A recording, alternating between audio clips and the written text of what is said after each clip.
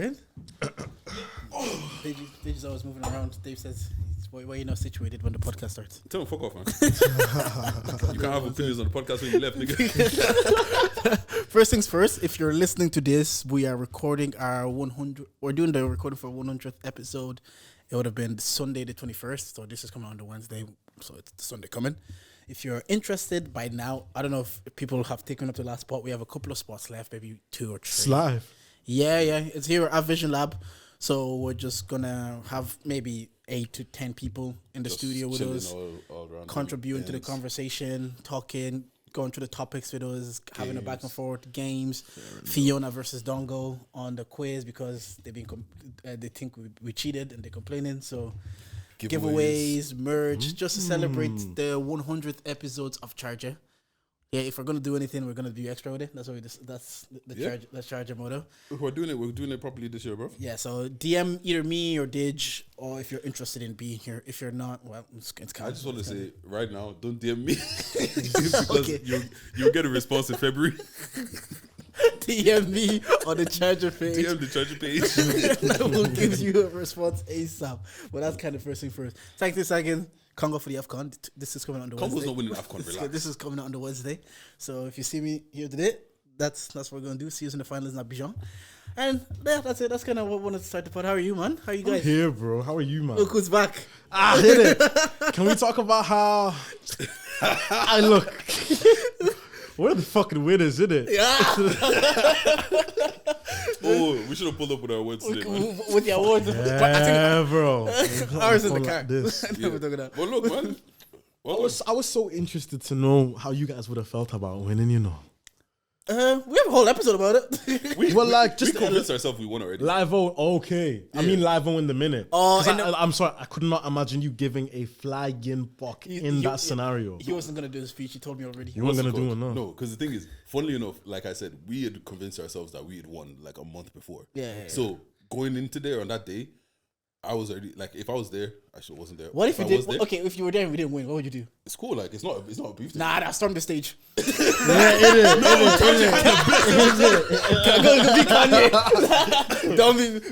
Don't do that. Fix it. It's cool that they won it, but it should have been us. Don't do that. Fake. We did it. You know what's funny though, but like on different perspective as well, because like at the end of the day, like I put my hands up. I have said it. Like winning the award doesn't really do anything too much. Do you get what I'm saying? However, but then thinking about it, having conversations with Jordan and shit like that, it's kind of like it's only ever going to mean as much as we make it mean.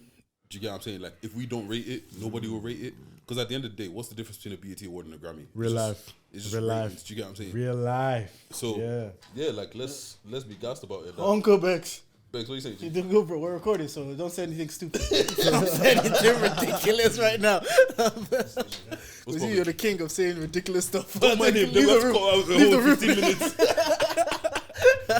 But yeah, so that's why it's kind of like once we kind of change that perspective on it, like it only is ever going to mean as much as we make it mean. Yeah. And like also once again, like when's the next time that a lot of us are going to win awards for podcasting, especially, or even bro, artist of the year, bro. Like let's be legit. Like when's the next time you're going to win? The next time it's a long way away, you know. Yeah.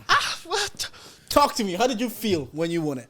Because I've said it on if you listen to the podcast of the year episode, I said I was pleasantly surprised to see you win it. Because when you see the names on the ballot, you see Cello, you see Officer, automatically you think with the popularity, and to be fair, not just popularity, with the body of work that they've put down, you're like, okay, everything in under one umbrella, it's gonna be one of them.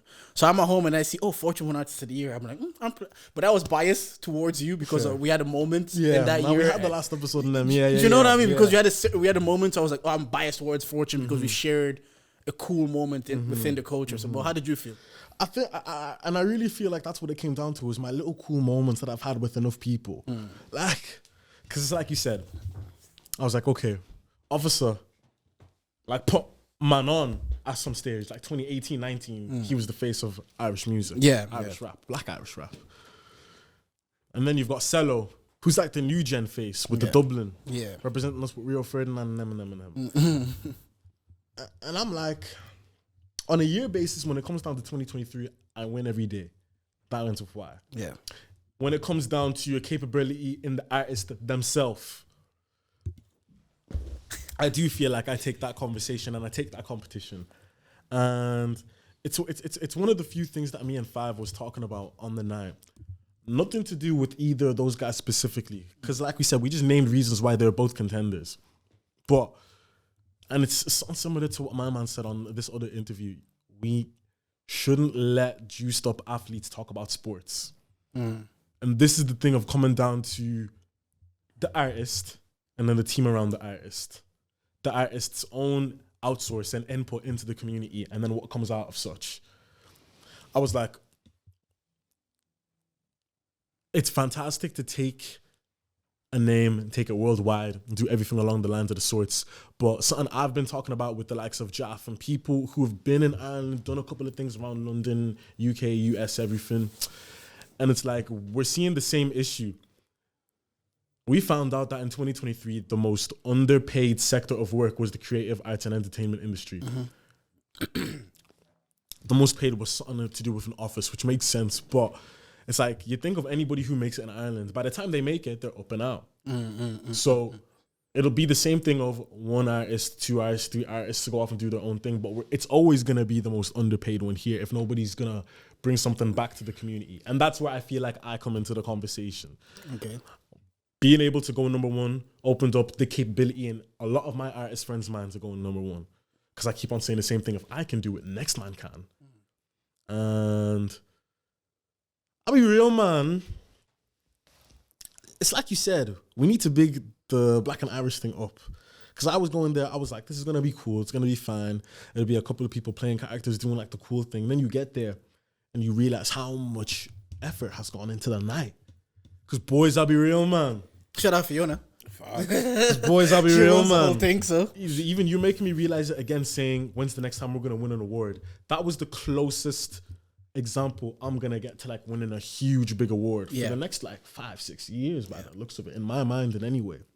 You walk around there, people serving you drinks, treating you like you're the biggest and the best, treating us like we've made it. And that was cool to have for a night. And then you have conversations like celebrity culture is coming into play a lot more now. And after that award ceremony and after the things that have come and gone, I'm like, what's next for Dublin?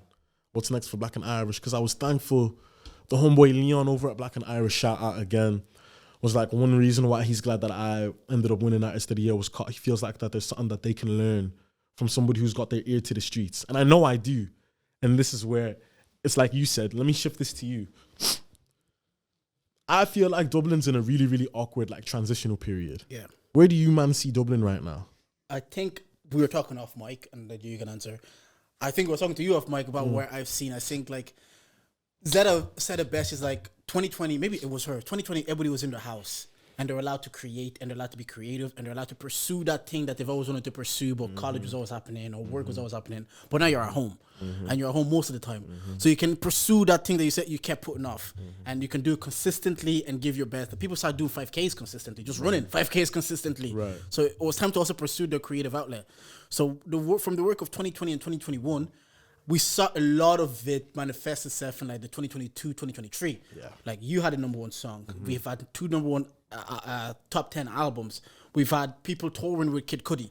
So the work of 2023 wasn't just beginning 2023. It started before.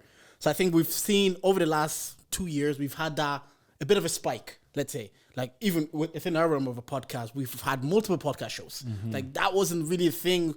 Like I know the lads always ahead at it, but then we've done it, and Dongo's gone on to do it. So more podcasts are like showcasing their podcast shows. So now I feel, and I could be wrong, and I could be projecting. My take now is I don't know if as independent in Ireland we've taken it probably as far as we can. We're at that stage now. We need backing and support, whether it be financially, whether we go to an institution and be like, look, we have this podcast. And this podcast is good. It won podcast of the year. But to elevate to that next level, we are just 2 9-to-5 people with families and expenses. Yeah. We might not have the means to do that. So can you support, like I'm speaking about us, can you support us?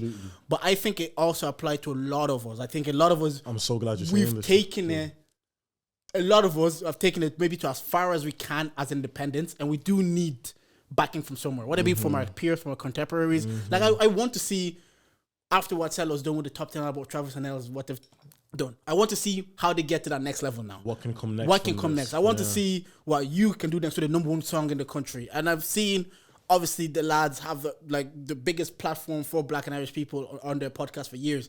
I want to see what the next level looks like for them.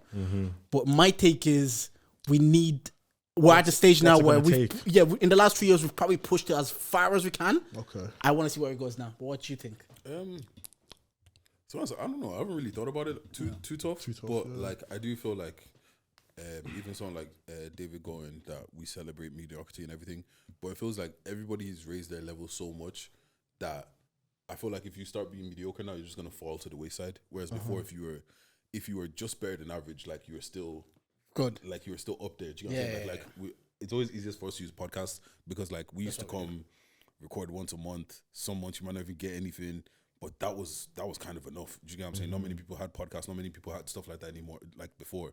But now, if you don't have your YouTube, if your videos aren't crisp, if your audio isn't crisp, if you're not here every week, and now it's even gone to a point before the live show was a thing for like them guys that are how many thousand followers and this are doing it. Now we're almost looking at you like, yo, you've been a year in this thing. Where's your live show, bro? Real life. Do you get what I'm saying? So it's like everything is leveling up now. So I feel like we're just gonna start like the mediocrity is gonna start falling off, and everyone's just gonna start trying to. Because at the end of the day, everyone's competitive. Yeah. Everyone is gonna try and outdo next man. Absolutely. Do you get what I'm saying? Absolutely. You have a number one. I want to have two number ones. Absolutely. Now. Yeah. Do you get what I'm saying? Yeah. Or, And that's the thing. It's a beautiful thing. My own homeboy was like, break down the number one thing. I broke it down lightly. Went number one twice after. Sat there for a good period of time, and now it's just cool to have a world where you can acknowledge competitiveness, keep it healthy, and then it just becomes a playing game of you do this, okay, fair play. You do this, fair play. You do this, fair play. Yeah. Why do you view it though? In the place you said it's in an awkward place now. I think there's so many things that's like rushing through my head. I'm trying to find a place to start. Okay, I'll take myself because you guys started with yourselves. I look at the independent year I had in 2023, and we managed to reach heights like the Button Factory. We did the number one. We did the release party, and I'm in the same spot. I'm like, okay, soon I'm gonna reach my capability. I'm gonna hit a ceiling in terms of how much I can do myself. Yeah. My thing as of right now has been like, go about this a way where we don't necessarily need the P, but we just need the convincement that we are worth the sacrifice of the P. So like, for example, how do I break this down? We've got a documentary coming up for The Rage, what we've been shooting since 2022, and getting that lined up a way where it was capable for me, who's not even a 9-to-5er. I'm just doing my shows here and there. That money comes in when it does. Everything else is usually just a case of hustle and find a way. To be able to make that happen through that, just the ability of we've done this, give us a shot, it'll be worthwhile. And then I go, okay, let's give it a shot. Thank God now I think it's one of the most exciting things to happen in Dublin at the minute, because we haven't seen enough artists in music speak about taking their world to film and then actually execute. Now that's something I'm looking to take into a further realm, like later on in the year. But I feel like where I'm at now, with like the new Rage thing kind of having its moment, and we've been shown our light and respect through Black and Irish, through District, through Soundhouse, through Button Factory, I'm in a position where I personally feel like if I can push this far enough, I can be the first domino that knocks over the effect of, okay, maybe these guys, we can vouch for these kids. Yeah.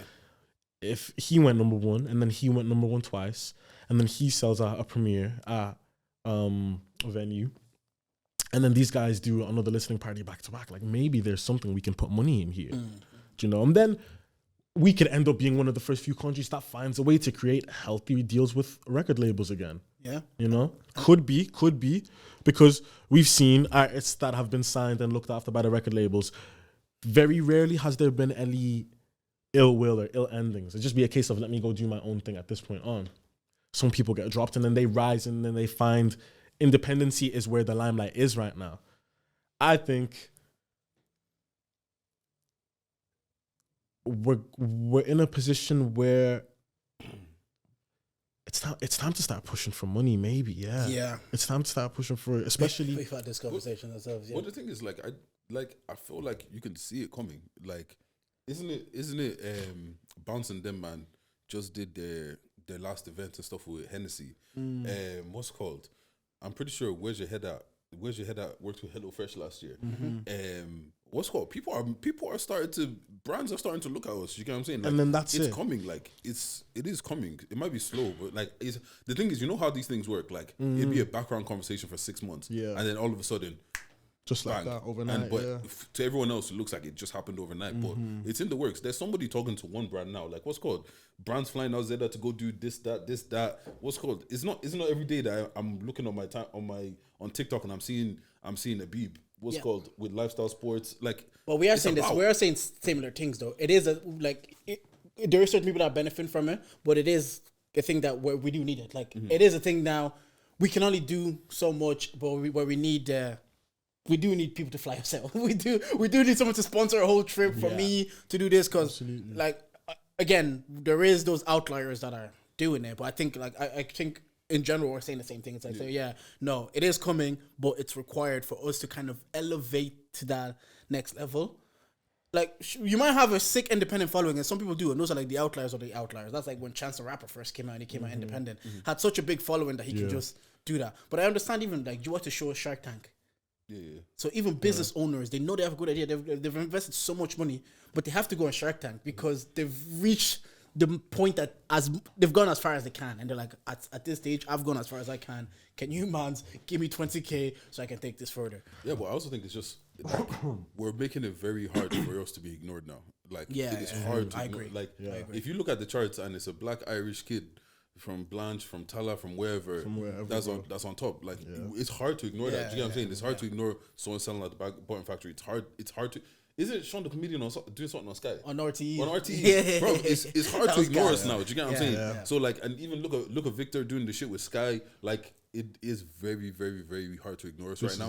And I feel like we're only getting stronger. Like, everybody's only, and the thing is, even with that whole money thing and we need investment and all this kind of shit, we've always just found a way.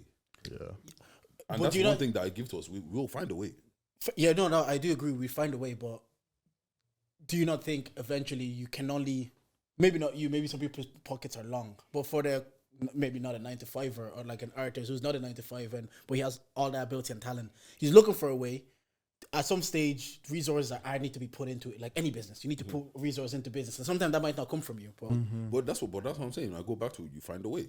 Like, what's called? And we said this last time. Actually, you just have this more time. It's a means of finding a way. And here's my thing at the minute is, I'm in a position in my career now where I know how much, like, I know that there's worth behind a new rage now for these companies, and.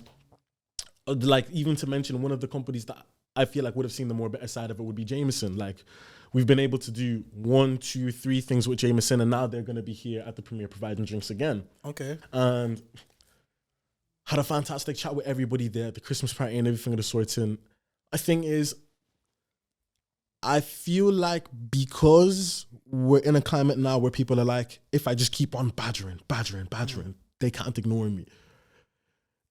We are in a position where we might need to tread a little carefully with who we decide to be the face of. Okay, let's put some money into the Irish music community, you know? Because this is me going back to my thing of, we shouldn't let juiced athletes talk about sports. Because I've seen time and time again where... Cat Williams. Oh, yeah. I was mentioning that to you before. Yeah, I was like, I heard that line. I was taking notes before coming to this thing, fam. It was like, I heard that. And it made so many loose connections for me, because there are times where I know my name is brought to a bill for a gig or something of the sorts because Fortune Igbo is going to sell his tickets because he wants his people there. And that brings worth to the people who it's an idea. We know when we can name artists in America, in UK, in Ireland, anywhere in the world where it's a figment of our imagination. It's digital numbers that are massive, that are huge, but equivalating it to real hard is such a hard thing. Yep. And this is the thing. It's so hard, bro. There's a different numbers and impacts are two different things. Facts. Because numbers, what social media has done, and it's the way he's fooled, not maybe like fooled people. Let's say, yeah, like you'll see someone with a high number, high following, anything on the socials, but for them to get people out of their houses to come support and come back them, like. I became more conscious of this through, I remember listening to a podcast, I know he's hated, but DJ Academics was saying, and he was highlighting what rappers will tell you the numbers are getting, and they can't sell out these arenas. They're selling, and he was saying, the thing is, he gets a lot of people on the streams watching, but he doesn't want to do a live show, because he is scared that, like, it's easy for them to click on a live stream, but to them to actually come and support, that's a different ballgame. And this is the easy thing. to sit at home and watch something that's free. At my When convenience. you have nothing else to do. Yeah, my convenience. That's Like, so easy, I'm but- driving for an hour anyways. Let me click play. Like, now I go to town and watch this person. I've performed at Button Factory, I think it is 3 times now. I have never seen Button Factory the same as Unify, my headline night. And I'll never come on a podcast to big myself up and to fill up my shoes and to make everybody think that I'm the next best thing. My thing is, it's a scary place for the artist to be, for one, because when you have so many people cushioning your idea of what a music career is like, and you can't keep on bringing that same quality back and they keep on putting that same money in, it's going to fall a case of, we vouched for you. We put all of this in. You need to give it back some way, somehow. And if you can't do it in shows, you're going to have to do it in the streams. God forbid if you can't do it in the streams, what's it going to be? Then it's going to be another case of one of our old beloved artists fell through the door, or it's a case of they got dropped, they got forgotten about, they got disrespected, the label fell out a terrible way. We can't let that happen. So I'm trying to bring the awareness of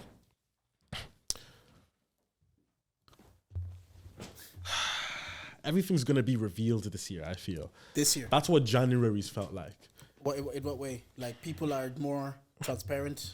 People are more transparent. I saw that at the end of last year, not gonna lie. I think I was saying it just like, it feels like we're getting sick of each other's. You said bullshit this a just little before as Jordan's well. been Yeah. saying this for No, time. no, A minute, yeah. So I've seen, even me sometimes, I'm just on the timeline and some people talk. So like, usually I wouldn't even I acknowledge feel like it. 2023 Sometimes was I'm the like, year "Allow, of pick me sly, man."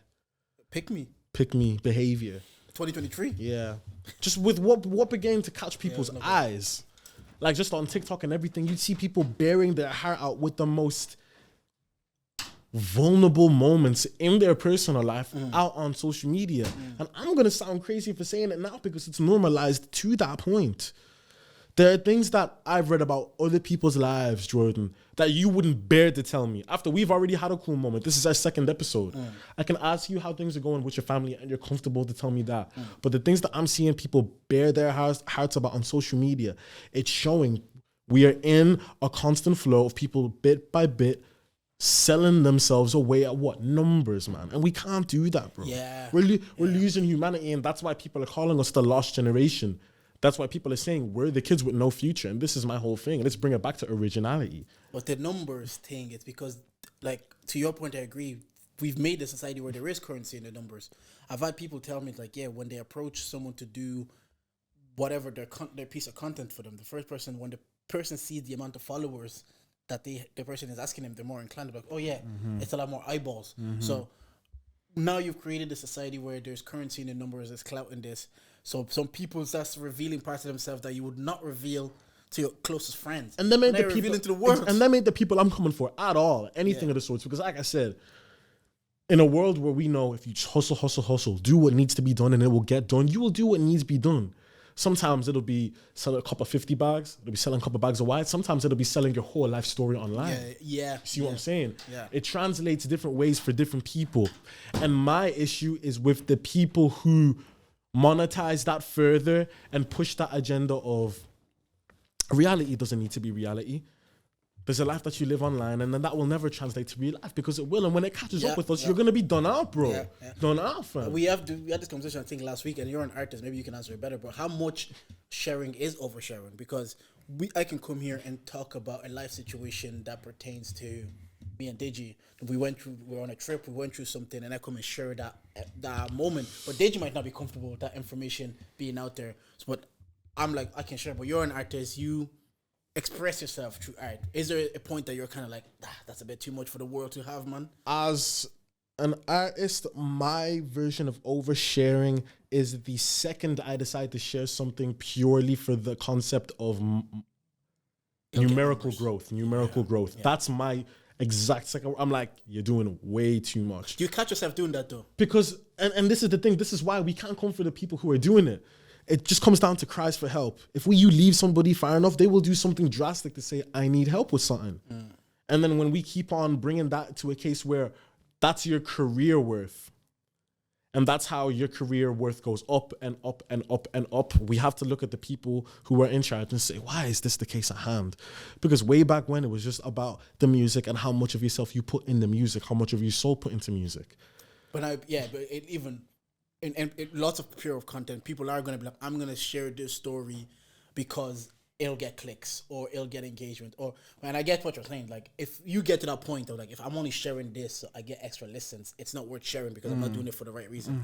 Because I've had an episode where I was very vulnerable, but it was never for, Deji, this is going to get loads of listens. It's more to kind of inform people that this is the life I'm going through, and a lot of people go through this, and it's okay to kind of go through. I'd never come here and be like, oh, Dej, I have a story. We're gonna clip it. I'm not gonna lie. The podcast would look very different if we did it for that. Do you know what I mean? Very different, yeah. So I'm just gonna be hyperbolic because I know that's what's gonna go off. And there is times where people are like, say, yeah, no, maybe you guys do play too safe, and we should be a bit more hyperbolic, and we should say certain things a certain way. But I'm kind of like, It doesn't suit the way I want to podcast. Personally. We're going to come back to this because I have some questions on this. I've been thinking about some shit this week. Yeah. But before that, right, last time you were here, you were a little hurt that you didn't get certain invites. And you were okay, you were fair. feeling, Absolutely. you didn't feel too welcomed by the industry. Now you're not the same guy. You piece of shit guy. Bro. Now the industry's rewarding him. The industry's saying, you're artist of the year. Since the last time we saw this guy, since the last time we saw this guy, I'm just looking at my missed opener. Opener. Is it going? He's doing artist of the year. Nah, man, he's doing his listening party. Uncle Jaff is on the stage. This guy, I saw when I first saw him, I was like, you had a solid. And from seeing you on the Basics by clip to having you on the podcast, and then just watching you continuously. And literally starting the podcast with "fuck everyone that's not on my side." So, yo, the industry fucks with me now. So obviously, we have the episode with you and how you felt back then. Yeah. Now, what? 6 months later? Yeah. Things have changed. Wild, Careers changed a little bit. How are you feeling now? See, these are my favorite episodes. See the progression of someone. Yeah. It's I'll be real. It's a really, really weird mix of like class and be very careful. And I'll be straight. That last episode, I had to tame my thoughts to an extent because I knew, whether I like it or not, a new rage started from an angry little boy who wasn't given his moment. And I have to applaud and immensely thank everybody who gave me my opportunity after that, because it gives me the opportunity to smile when I hear things like this. And it's been good because opportunities like opening for Mist come up, and being able to do 2 listening parties for an EP in Galway and Dublin, and have a type of pull where I can do those release parties for near no money and have my friends just come. He's the guy giving out the invites now. People are annoyed that he doesn't give them invites. Why am I invited? It's like, it's now like, okay, I've benefited myself from this a little bit. I'm trying to find little pockets where me and mines can start cracking through the door as well. So like I said, like last time I was in this room, I didn't have as much pull and credibility in the industry that we have in Dublin as I do now.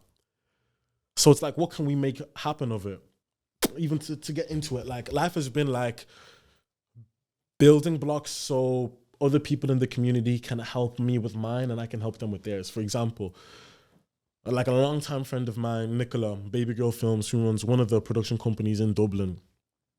We've been working on our documentary together for the last 2 years, and it's one of the first, I think, production companies that are premiering something in Sugar Club that isn't along the lines of Virgin Media, Sky, Sony, because those are the names that they work with.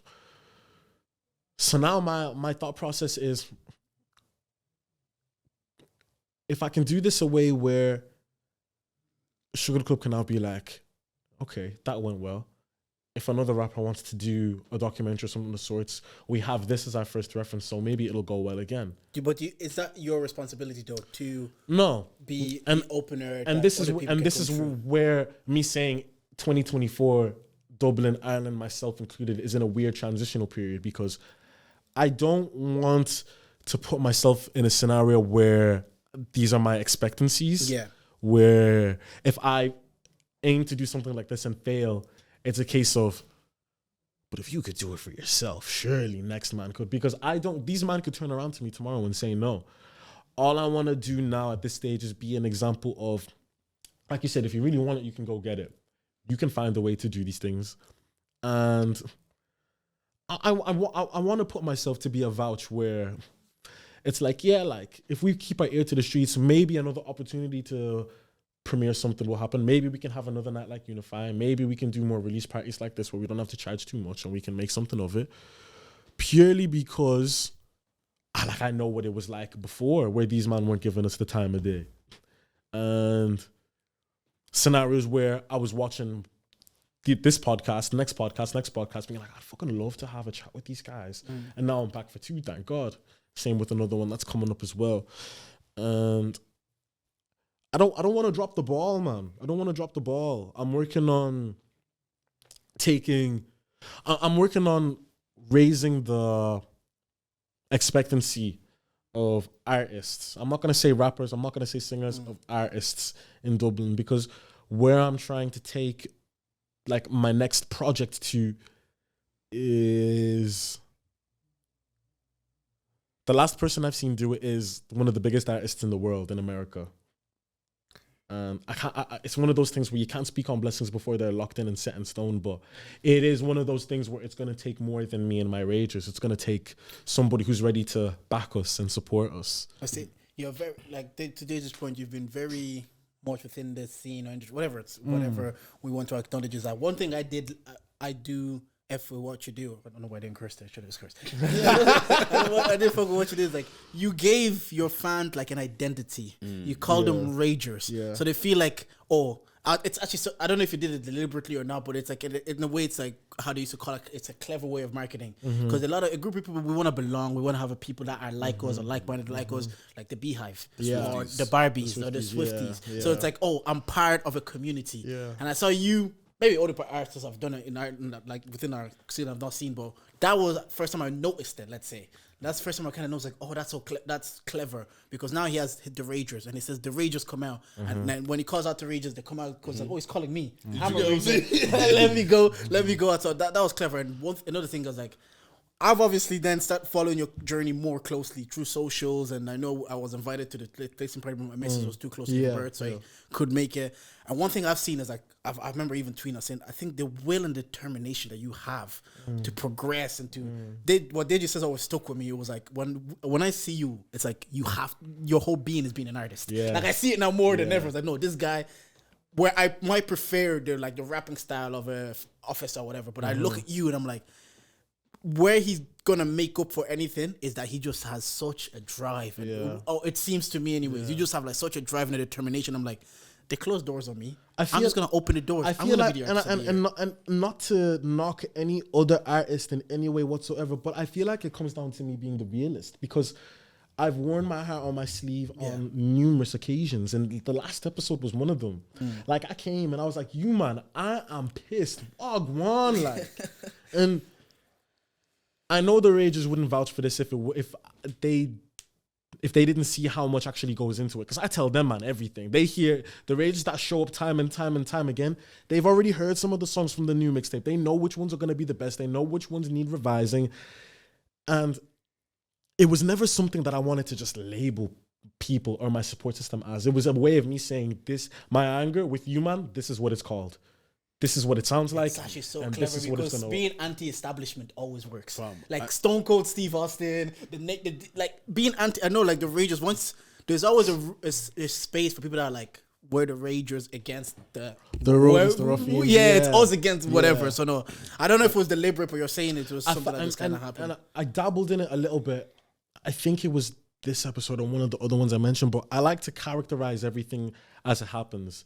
Making this whole thing a movie in my mind makes all of these things like way more easy to bear. So, right? I always say if something bad happens, it just means that book I'm about to write, fire. You see what I'm saying? So I'm like, okay, I'm coming off this life where, let's track back before I even chat to you guys properly. This is a kid who was told no 10 times over. This is a kid who now worked up like 1 or 2 accolades to be taken seriously, 3 or 4 more. Now I'm having conversations with you guys. Thank you to you, man, by the way, because you, man, that episode gave everybody seriousness to apply with when they hear my name, Fortune Igabo. It's like he's an artist, but there's intellect behind what he's saying, and you guys give the platform for artists to do that. So please, don't quit the podcast thing, because we need this shit. Thanks, man. And to go from that to then having this huge moment of Button Factory, I was like, okay, I'm the underdog. I'm in the underdog story. And the only people I ever really have issues with are like higher ups that make it harder. Yeah. And like gatekeepers. This is the thing. Yeah. Gatekeepers. I'm big on status quo this year and tiers and the treatment of such in the social ladder. I'm a type of person where I can't afford billboards. There's nobody backing me. I have nobody cushioning my career. So I'm going out in the cold. I'm postering. I get a call from Dublin Council. Fucking take those posters down. Sorry, my bad. Now me and my homies, while I'm dying sick of scraping everything down, we're like, okay, our only way of promoting our stuff that was unique and cool and kind of anti-establishment, but not really saying fuck you to them, man, is gone. So now it is a little bit looking at establishment up and down like this. It's like, bro, this costs this much money, but we don't get to do this. There's harmlessness in this, but you, man, are going to take our money in this. If I give you, man, my everything, the streets are telling me I'm selling my soul. So now I'm like, okay, in a scenario where you're not a villain, you're not a hero, there's the word vigilante. Yes. Yeah. Anti-hero. Anti-hero. Yeah. When someone's not robbing the hood and they're trying to help the hood, that becomes Robin Hood. So characterizing this for myself is bracketing. Don't kill me, man. What's he say there? When someone's not trying to rob the hood. Sorry, to say that bar again. When someone's not robbing the hood and they're helping the hood, they become Robin Hood. Okay, I get it. You steal to help use. Did you get that first time? Yeah. Okay. Sorry. Man, say I talk too fast, but I'm looking at, those are the words that I'm using to keep myself in a steady climb after Artist of the Year. Because we were told last year, it's like, you, man, usually have 2 years in this, by the way, where you do class shit for 2 years and then you're stuck. And I hear it because, again, like I've said earlier, you're like the 3rd or 4th wave of like rappers I've seen. So far, like that 3 year, like they come up and then after that, I was like, what happened to such and so? What happened to? That's what I've seen so far. And this like, is, I've seen there's been 2-3 year cycles. Our responsibility as artists comes into play then and there. It's like, you've done all of this. Dublin has given you this much. What do you want to do with it? And that's based on my point earlier. It's like after that 2-3 year cycle, is it a lack of they needed more financial backing to elevate to that next level, or is it a lack of no, this was the ceiling within this space? And I don't know yet because we're very new to a lot of this. So everything's still very new to me. So I'm like, oh yeah, maybe after a 2-3 year cycle to really elevate to that next level, you do need an investor, let's say, to come in and be like, And you know bro, what, I'll be real with you, man. I'm going to say this because you might even mentioned it in the likeliness of yourselves. I've been around specific tables with specific man who curate specific bursaries and fundings, whether it be drinking companies, whether it be the councils or wherever. The streets are saying their budgets are going up. So all we apparently have to do is ask. Yeah. Come with a best plan. Don't worry. We've been having this conversation. And I think that's why I always go back to, if you really want it. Like your responsibility as an artist, how much do you want to put fair into enough. this? Maybe that is fair. Yeah. Because what's called? Remember I was telling you about. Remember who I was telling you about, the camera guy. Yeah. What's called? For him, he didn't really. It's not like he had a bare piece to start off with, or he had anything like that. He just knew. All right, I'm gonna do some research. Oh, these men are giving away money, and all I've got to do is that. Calm, give me that. Grab the quick 5 bags here. Grab the quick little thing there. Grab the little thing there, and then all of a sudden he got it. Do you get what I'm saying? But at the end of the day, if we like, and I'm gonna say, I'll put my hands up. I'm a big man for this. Like, there's certain shit that I could have applied to, I could have gone for. I'm the same. Do you get what I'm saying? Like even take it back for something that everybody can relate to, if like the leaving cert. How many people apply for the DARE scheme or whatever? I didn't do that. Okay. Do you get what I'm saying? That's an easy 30, 40 more points I could have got. Forms are annoying though. I think that's what it is. You're filling out forms. I know. It's so annoying. But let me introduce the podcast. Wait, before we introduce the podcast, yeah. Oh yeah, maybe you want to circle back to something. No. We'll do that after we introduce the podcast. I want, because I've said to everybody but you, I feel like you, man, like when I look at you and the way like you've labeled the rages and everything, it gives cult-like following. Okay. Like, you know, Tyler the Creator back when he was doing Golf Wang, like it gives that kind of vibes. Was he there at that? Shit, were you there is the question. Tyler the Creator created the Golf Wang. No.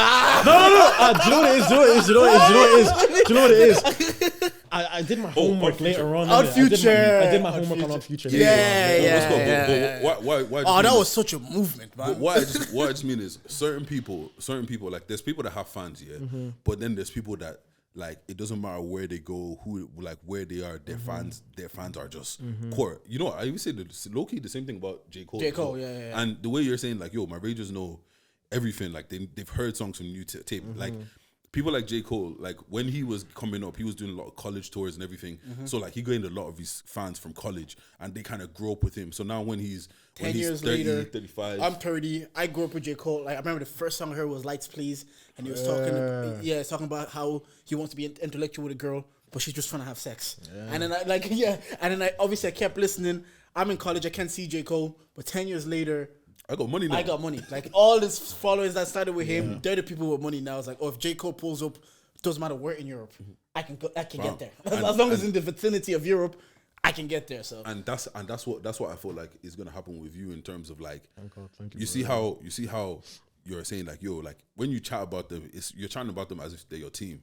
When you say rages, I'm thinking about like 4 or 5 people that there's camera guy there, there's another rapper there, but you're talking about a whole sea of people that will come out and they'll come bottom factory for you. They'll come out, they'll come listen to parties. They'll come. They know how much they have to do with my career, man. If I came on a podcast and I was like, bro, I put in this much work and I did that, they'd be in the comments, fam. Exactly. Straight, bro. They'd be like, Fortune. Everything. But that's the thing that builds that connection with the artist, and it's like, yo, I really fuck with this person. Do you get what I'm saying? That's how you can go out and get a number one, because your people will fuck with you no matter where you go. Do you get what I'm saying? And also, someone said to me, like, your music taps in. Not a lot of people tap into rage because they always look at it as a negative emotion. Like, I'm not gonna lie, you're black and you're called ragers. It's a bit techie. But, and I'll circle back to that in 2 seconds. But no, man, I just want to give you flowers. Like, keep building that core. It's gonna. Those, like we said, it's hard for you to get people, like, it's easy to have listeners, but have people that will come out and write for you no matter what. People that know that words to the song before the song has been officially released.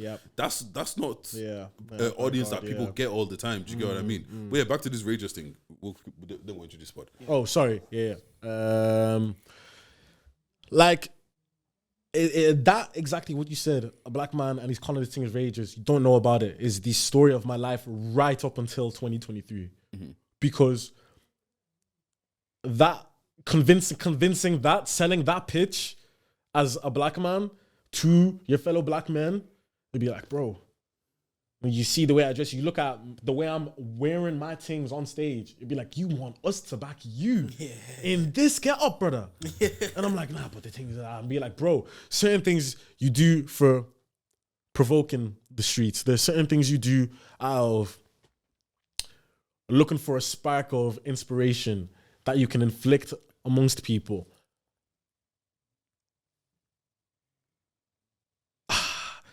Living in Blanche and being that kid who had the idea of a new rage from young, trying to translate that 1,000 different ways, will set up the black community to hate you more time. Because it would start off as a case where the way I talk is something different to these man. It's foreign. It looks like I'm trying to come across as something I'm not.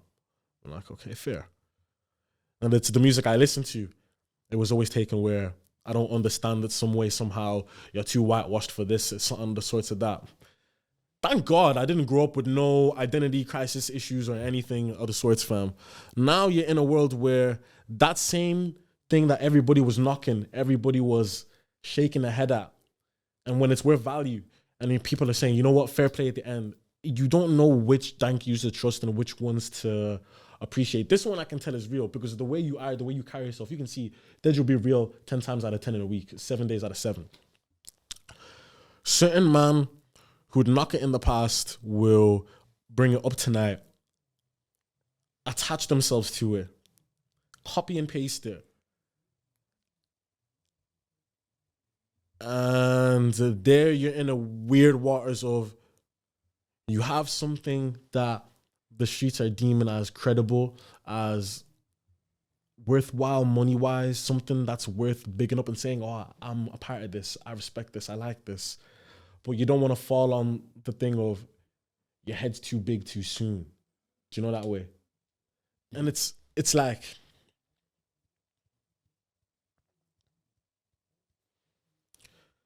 a rager, thank God, doesn't look a specific way. It's not like 9 times out of 10, when drill came up, you knew what somebody who listened to drill looked like. They painted a stereotype around us. I've created something where they can't paint the stereotype, but I had to go through that first. And it just circles back to the thing of the book I'm writing is going to be vexed because going through that slating and that bullying to now I have a community of people where there is no set color, there is no set style, there is no set creed or anything of the sort. It's just people who have been shown coming together. I'm like, yeah, we're doing okay. We're doing all right. And I'll take that. Yeah. But fam, introduce your pod, bro. Let's introduce the podcast. anyways, we're here. We are charged. Bang, bang. This is the podcast with the highest level of analysis the culture needs. I'm Daddy J, but you man's call me Jordan. I'm here with, and I'm here with... You know it's your girl's favorite voice, Big Didge, nigga with the Midas touch. Daddy J and your girl's favorite voice. Yeah. I was Uncle J before, but I'm a dad, so I have to... What's going on? Who we got here today? Mr. Rage, I'm back, bro. I just came to talk some shit. Yeah, what artist of the year in that part by RTE? Can we talk about powered by RTE? Of course. What does that mean? Funded? RTE, back the question. thing. What's called? It's a good question. Apparently. Good question. Apparently. Fam, there was some big people in that at the award show that nobody was chatting to. The heads of RTE and that were at the award show, nobody was chatting to them. Now here's the thing though. How many of them was even being... I feel like... Should we do the quiz first and then talk about this? Do you wanna? Let's talk about the quiz because there's certain things I want to talk about. Because I want to do good in this quiz now, you know. Okay, what's called? We're back. Charge your quiz. First of all, this year, you guys will not chat shit to us. This year, you guys will not chat shit to us. So... We have no favorites. Fam, like I give a fuck who wins the quiz. What we're doing is we're wiping the leaderboard clean. Yep. Are we keeping the top spot? Who's top? Fiona. 9 out of 10. Yeah. Actually, yeah. Everybody under 9 out of 10 is gone. Is 9 out of 10. Fiona's at the top of the leaderboard. Everyone falls either above, tied with her, or below. Don't chat to me about your score from before. The leaderboard is Fiona and nothing right now. Fair. What's called? We have 2 lifelines. Yes. Ask Jordan, ask Didge. Yes. Nothing else. Don't ask me what's the second letter. Don't ask me for hints. Don't ask me for nothing.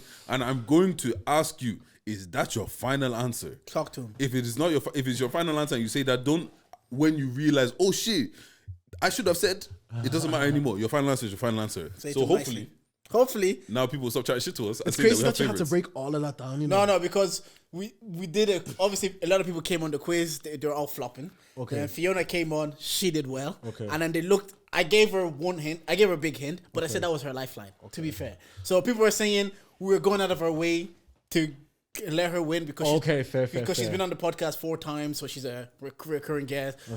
From the outside, it looks like she's one of our favorites. Fiona, you are one of my favorites, but from the outside, it looks like that way. So they wanted to cook me. Okay. Right. You have 5 questions each. Okay. 10 questions. 10 questions in total. So 4 lifelines between the two of you. No. You get 2 lifelines. 2 lifelines. When he's asking his 5 questions, you can ask me 1. I feel like I should be vouched because you, man, came on next questions last time. But I didn't know you were born in 2003. When I found out you were born in 2003, I was like, some of these questions. Okay. Mine now is more general knowledge than... Because before, I was like... I was watching a lot of Disney shows. I was like, let me try some Disney questions and some nostalgic shit. But obviously, it's not fair to everybody. Yeah. However, now it's a lot of general knowledge. Okay. Yeah, now I write my bars myself. So if you don't write the questions, charge it. Let me start. What's the name of Hannah Montana's best friend in the show Hannah Montana? Lily. Go. See? I saw someone that looked like Hannah Montana today, actually. This year. Yeah, That's one. King Grooves, aka Tommy from the Where's Your Head Up podcast, is known for playing which instrument? Do you want me to repeat the question? Yeah, please. King Grooves, Yeah. aka Tommy from the Where's Your Head Up podcast, is known for playing what instrument? I don't watch those, man, you know. You can ask Deji if you want to use your lifeline. I know this, by the way. Dej, if you don't mind, Killy. Drums. Yes. Drums. is the correct answer. Fair. Right. Question number 3. You said you're a Kanye fan. Okay. Big Kanye fan. Okay. Name the first 5 Kanye albums in chronological order. Oh, that's tough. That's all. That is tough. Not for a Kanye fan. No, I'm not gonna lie to you. The first 3, I always get them mixed up. You just need to let me. Nah, I can do the first 5. You need to let me take my After time. 5, I actually get stuck. College dropout. Yeah. Yeah. Late registration. 2, Graduation. 3, 808s and heartbreak. 4. What's after 808s? Twisted Fantasy. Bang, no, bang, bang, yeah, bang, yeah, bang. yeah, yeah. As a Kanye fan, the first 5 you know. Yeah. After that, I get stuck. My thing is just like aligning them and saying the wrong name or Yeah. something. just After so- like Jesus Life of Pablo, I don't know what he does after that. He does like yay, Jesus, this, oh, yeah, no. Yeah. No, what's it called? It goes Beautiful Twisted Fantasy, Jesus. Life of Pablo. Life of Pablo. What's it called? Then it is Jesus King, yay. No, yeah, Jesus No, yay, King. Jesus King. And Yeah, then- Jesus and King, then King, what's King's the last Kid one? See Ghost. Oh, No, that's a collab album, so I wasn't gonna. Oh, okay. what is the last one? What's the latest one he just released? Donda. Donda. That's See? it. I didn't really. Well, listen to Donda 2 went out on. on his on First his time, so TV. that's what 3 out of 3. Because the first Okay. time, what year did Ireland last qualify for the FIFA World Cup? Bruv, I don't know that. Well, you can't use your lifeline anyway. Yeah, Yeah, use yeah. you. Just guess a year. Where Ireland lost in it? Can I use my lifeline? You already did. You already did. What about you? No. I His can only answer question. Page's questions. Huh? For his 5 questions, you can ask me. Yeah. My 5 questions, you can ask him. Okay. You just gotta try. You just gotta guess a year. Try the year. What's it like? 2002. That was the last one. He was born. 2002. I wasn't born here, Killy. Manhattan, Brooklyn, the Bronx, Queens, and Staten Island are the 5 what of New York? Oh, that's easy. You can't use it anyways. Say them again. Manhattan, Brooklyn, the Bronx, Queens, and Staten Island are the 5 what of New York? Districts. Ooh, It's a close. I don't know the word. I don't know the word. So- But it's the word he's looking for. I'm sorry. Boroughs. If I give it to you, they will say you're They'll being say- favoritism. They'll say your favorite. Boroughs. They Yeah. call boroughs. Boroughs, yeah. The 5 boroughs of New York. All right, what's it called? I'll start with something simple. Which element has the chemical symbol of O on the periodic table? Obviously, you should know this. I do know this. You can use this as a lifeline. Oxygen. Yeah, that's one. Because H2. H2. Oxygen. So that's just mad all his people have lifelines seen it. gone. Okay. So 4 Um, so far. Who painted the artwork, the Mona Lisa? Leonardo da Vinci. Bang bang. It's good. It's good.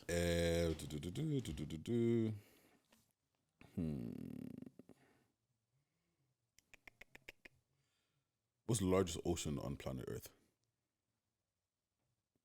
Pacific. Bang, yeah. What's that? That's 2 questions, yeah. That's what that one, you So know. that's 3 questions. That's 3, yeah. That was the oxygen. He just Yeah, got yeah. That's Leonardo da 3. Vinci and Pacific. Yeah, 3. Which planet is known as the red planet? Mars. Yeah. No, I was gonna, if I was gonna guess, I would have guessed right as well. Last one. Another chemistry question, funnily enough. I don't do chemistry, Don't fam. worry, this one's alright. Okay. What's called? What is the chemical symbol for gold? What on the periodic table? What is the symbol for gold? G in it. Nah. bro. C. It's What A- is it? It's AU. So what's that? You called? got You 3 did for four- you? You got. Yeah, 3 for me. Oh, is that why my man has the vodka? That's AU gold vodka. Ah. Ah. I didn't make the connection. I I was today years old. I didn't make that connection. Wait, so how many? That's of all. mine- That was 5 questions. No, but how many did mine? I got 2 wrong. Oh, you got 2. So three for me. 3 for me. All right, 6. so not bad. Oh, fair. 6 out of 10. 6 out of 10. Fair. I got 4 wrong. Six out of 10 is a solid score. Yeah. Just, Okay. Currently, you're second on the leaderboard. well, there's the leaderboard's only. Let's You just wanted be to second, bro. make me- I don't like you, man. You didn't need to do that, brother. Okay, so this week, yeah, This guy's funny. I'm gonna ask a random question, and I'm gonna go back to why I asked the question. Right? Yeah. Is there anything you're willing to go to jail for right now? Willing to go to jail for right now. In the context of for growth, Not growth. No, anything. Is there anything that is like, if I do this, I will go to jail, but you're fine with it? well, yeah, but Yeah. Okay. If you harm somebody I love and I hurt, Worst case I scenario. return Worst I case return scenario. that, I'm willing to Okay. go to jail. what is it like? You don't have to give what it is, but you're willing. There is something right now that you'd be willing to go to jail for. No. Okay, perfect. Oh, this works out perfectly, right? Okay. So I've been thinking a lot about consequences recently, and how far is too far, and what is worth it. Do you get what I'm saying? Because there's a lot of times in life where you could do a lot of things, but at the end of it, is it really worth it? Do you get what I'm saying? Yeah. Like, how many times have I seen videos of someone saying that they got in a street fight, things got a little out of hand, one thing happened, two things happened, the person's killed, now they're 15 years in jail, and it's like, it was never worth it. Do you get what I'm saying? Yeah. So it's kind of like, but at what point is it worth it?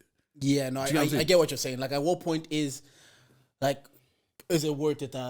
You know me, I'm a big advocate. As an adult, there's no point to fighting. Yeah. There's no real benefit as a grown man while you're fighting. There's just your ego taking over at that stage. Absolutely. But there is a point where you might need to fight. Say if I'm with my missus and someone's trying to put a harm on, like do something to her, and I might need to fight in that situation, and it might go left. And was it worth me defending my partner? Maybe. Like, maybe at that stage it But was. the thing is also, the other situation is maybe not, because at the end of the day, right, let's say in that situation you do what's technically should be right of defending your babes. But let's say you're a rager, you take it a little too far, now you end up locked up. And then now your babes is looking at it like, bro, your daddy min dumbs now. Yeah. Bro, Was this I really need you worth here. Yeah, Was that yeah. one interaction worth going to jail for? Right. And let's say it's a But I it's think a the 2-year interaction babe. wasn't with intent for the worst possible scenario. But it rarely ever is. Yeah. You rarely ever go into situations of like, this is going to turn out the worst possible way it could turn out. Do you get what I'm saying? Right, you're right, So yeah. in that situation, then granted you didn't intend to take it that far. Yeah. What's good? granted you didn't intend to take it that far. Yeah. But was it worth it? Because I guarantee you, your wife would say, I would rather have the situation not go down that way, or maybe you feel like a dickhead for a night, but you're still here instead of you getting locked up for 2 years because you were the real nigga in the situation. So once again, is it worth it? No. I know personally. I always speak on trying to diffuse situations because I know, like, ultimately it's not worth it. I don't know. Like, it's such a good question because at some point it has to.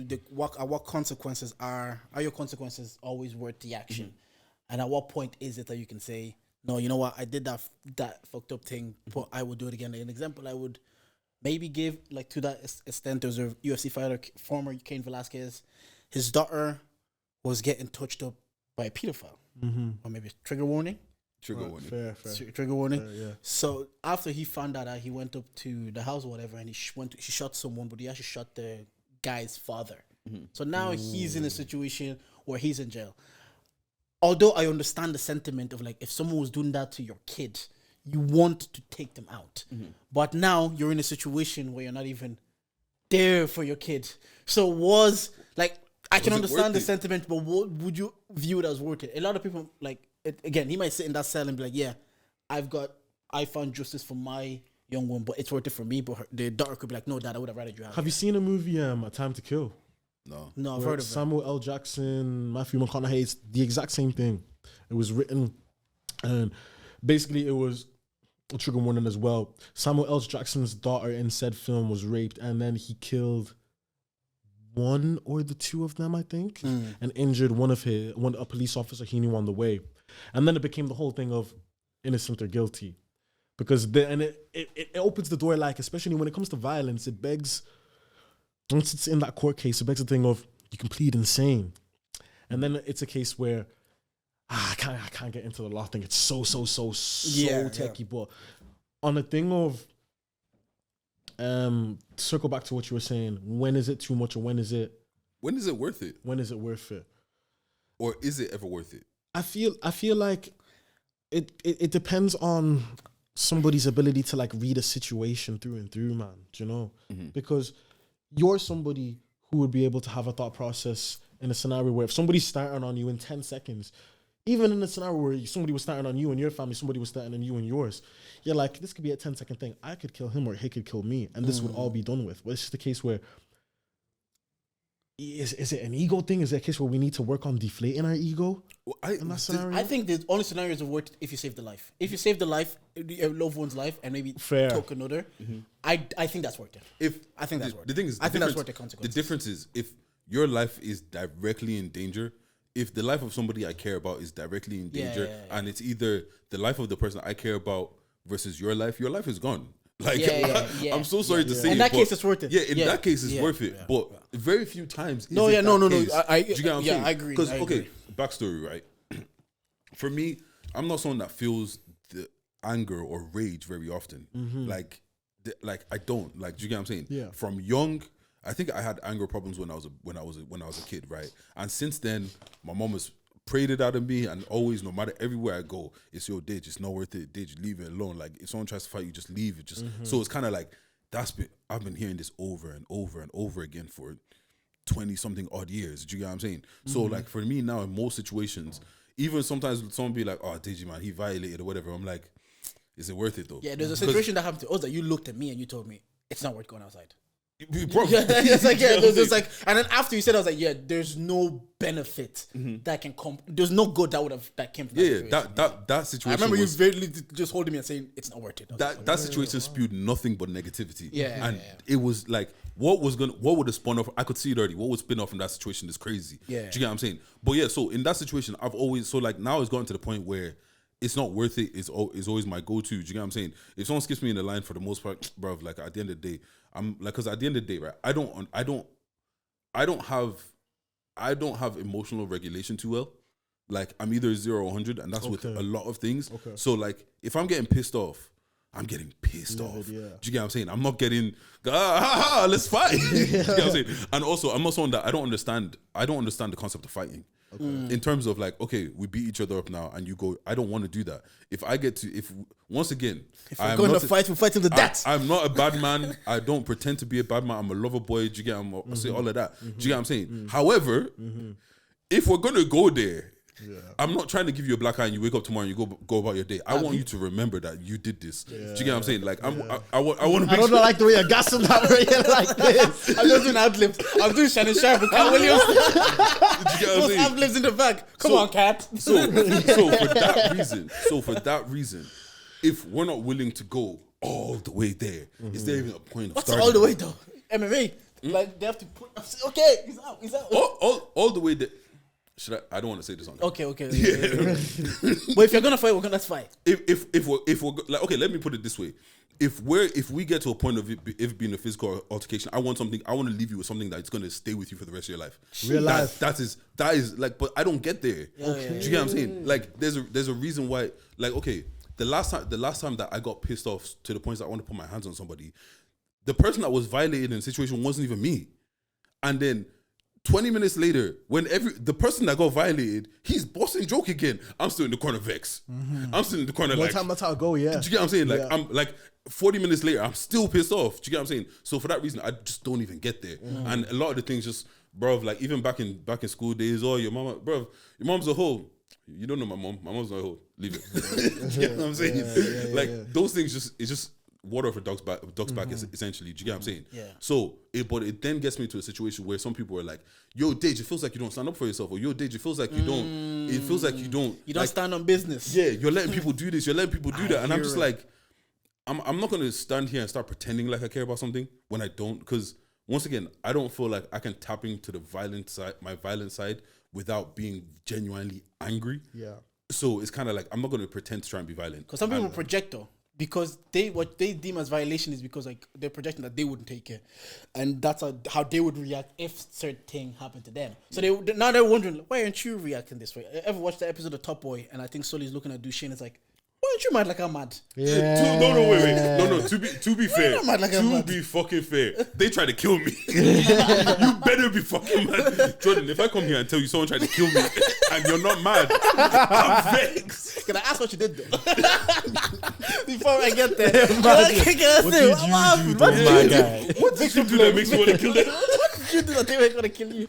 But yeah, so I get you. So for that reason, like it just feels like a lot of the things, and I think I'm an overthinker, and I feel like, because I've never understood what anxiety is, but people always say that it's like almost a fear of something happening that might not happen. Yeah. Every time I think about situations and things going left, it never ends at a shouting match in my head. It always ends in, bro, one of us might die. And I know it sounds so fucking extreme, but that's where my head always goes to. Yeah. So for that reason, I'm always like, it's just not worth it. It's not worth it. Because if we get there, like, and you always say, it's so easy to kill somebody. One push the wrong way, one this, and then on top of that, bro, my whole life I've always been told I'm the problem. Like I've been a big youth my whole life essentially. So imagine, yo, Deji, I had a dream that you fought somebody, they died. I literally, even I'll be transparent. One time I had a dream and I was working in Domino's, wherever, and there was like, because I've worked in every station, so like I help out when, because I get bored and like there's nothing to do, so I just help out, whatever. So I'm helping out now, and this youth comes over. He's like a new gas kid, just got hired, whatever, and he comes over and he's giving me grief. I go to the manager like, yo, check your boy, like he's doing too much. So I go mind my own business, and now he comes over and he's pushing me and doing all this. I'm like, bro, like cool down. It's actually not that deep. But then I lose it. And then we get into a little scuffle. I throw him. He lands on his neck. I literally see him fold. Like I see, you know when you, and it's like in that moment, in that dream. You ever have a dream that you feel like it's so real, bro? In that dream, I was actually like, I'm going to jail forever. And then it just went back to my whole, yo, it's really not worth it. Okay. Because in that, do you know how? Oh my god, if I was like, there's certain shit I'm willing to go to jail for. Not Domino's. But a shift at Domino's, bro. No, I do also think it's an element of always being the big guy, and in whatever situation, always would be portrayed as like it's hard to make it victimize you. You're like 6'2", big guy beard, so it's hard to ever see Deji as the victim in the situation. So you're always thinking like, regardless of how this situation goes, I'm probably gonna be the one that they perceive as. Hence why that's also Loki. Why I also don't do Mundelis, but that's another point. But you say why he don't date Mundelis? I'm just making sure I heard him. That's all. But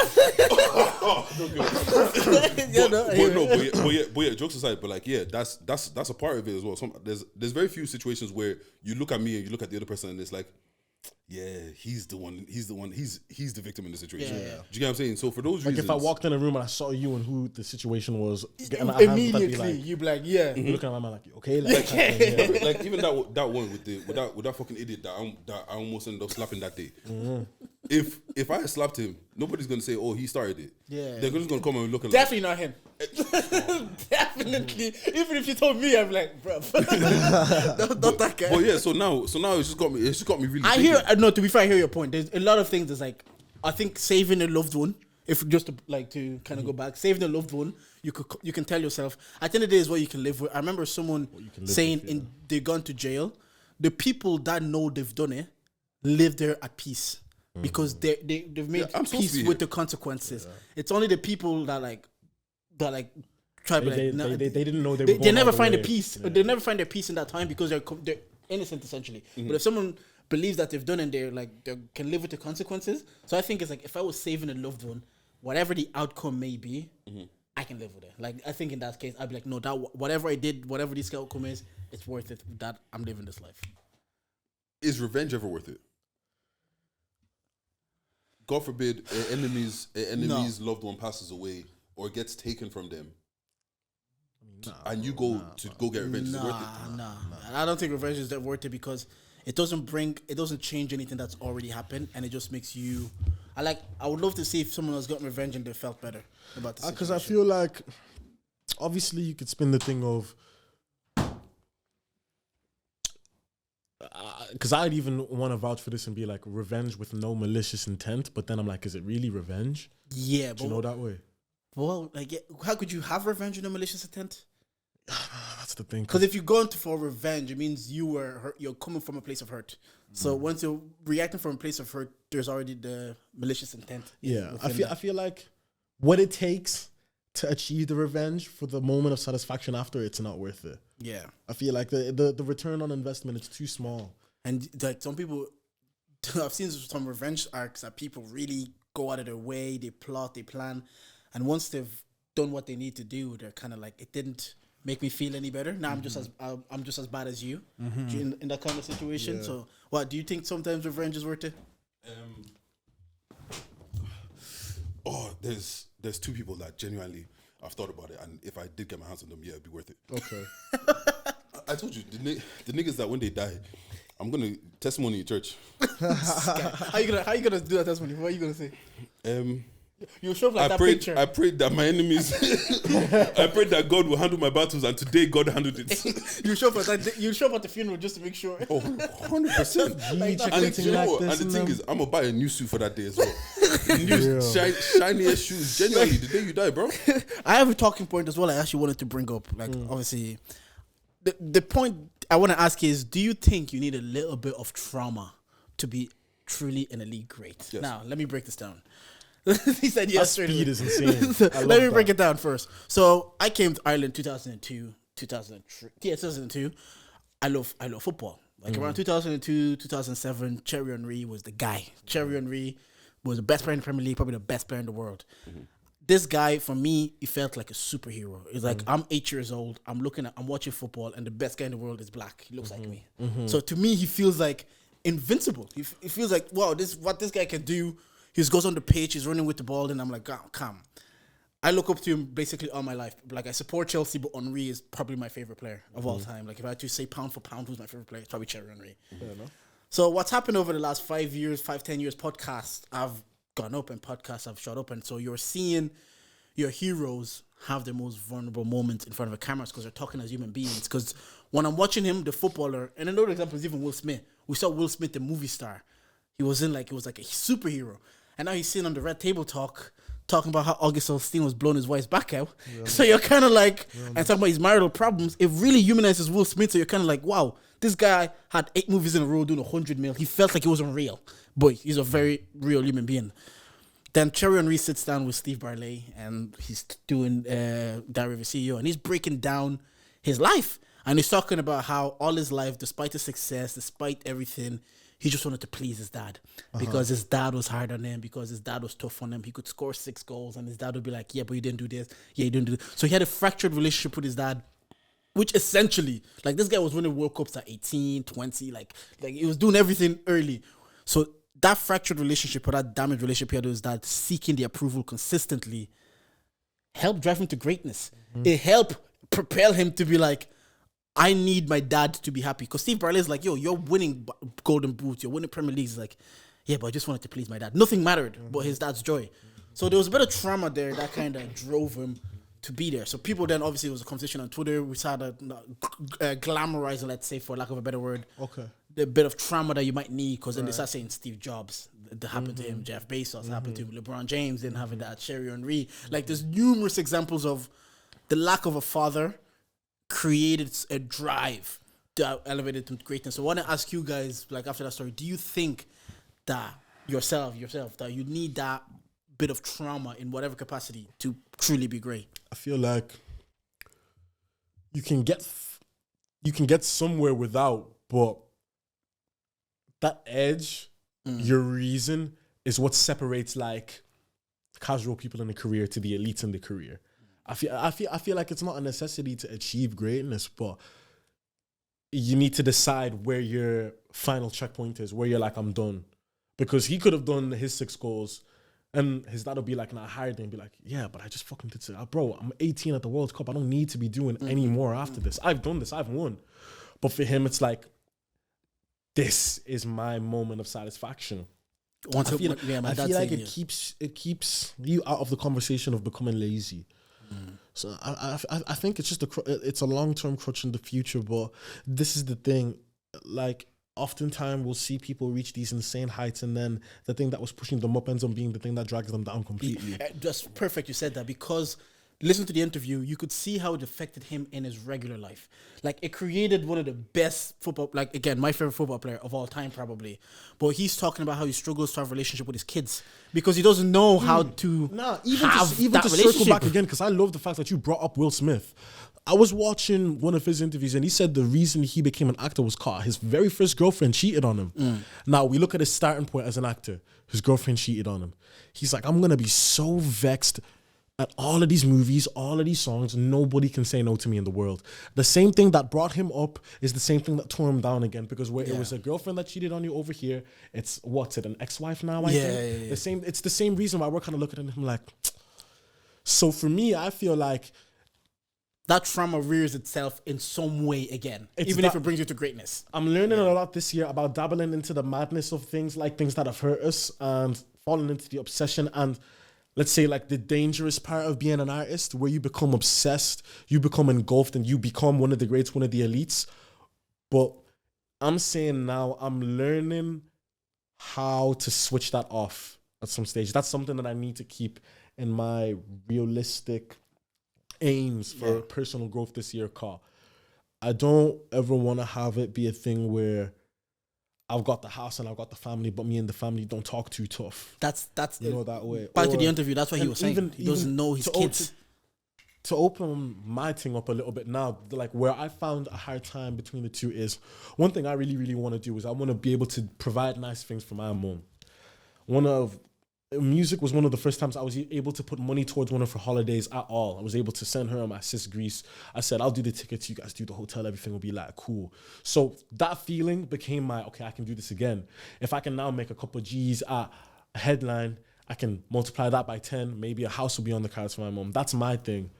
But in that, I'm in a catch-22 now where I am spending all of my time thinking about how do I blow so I can do this for me, my mom, my family, my friends.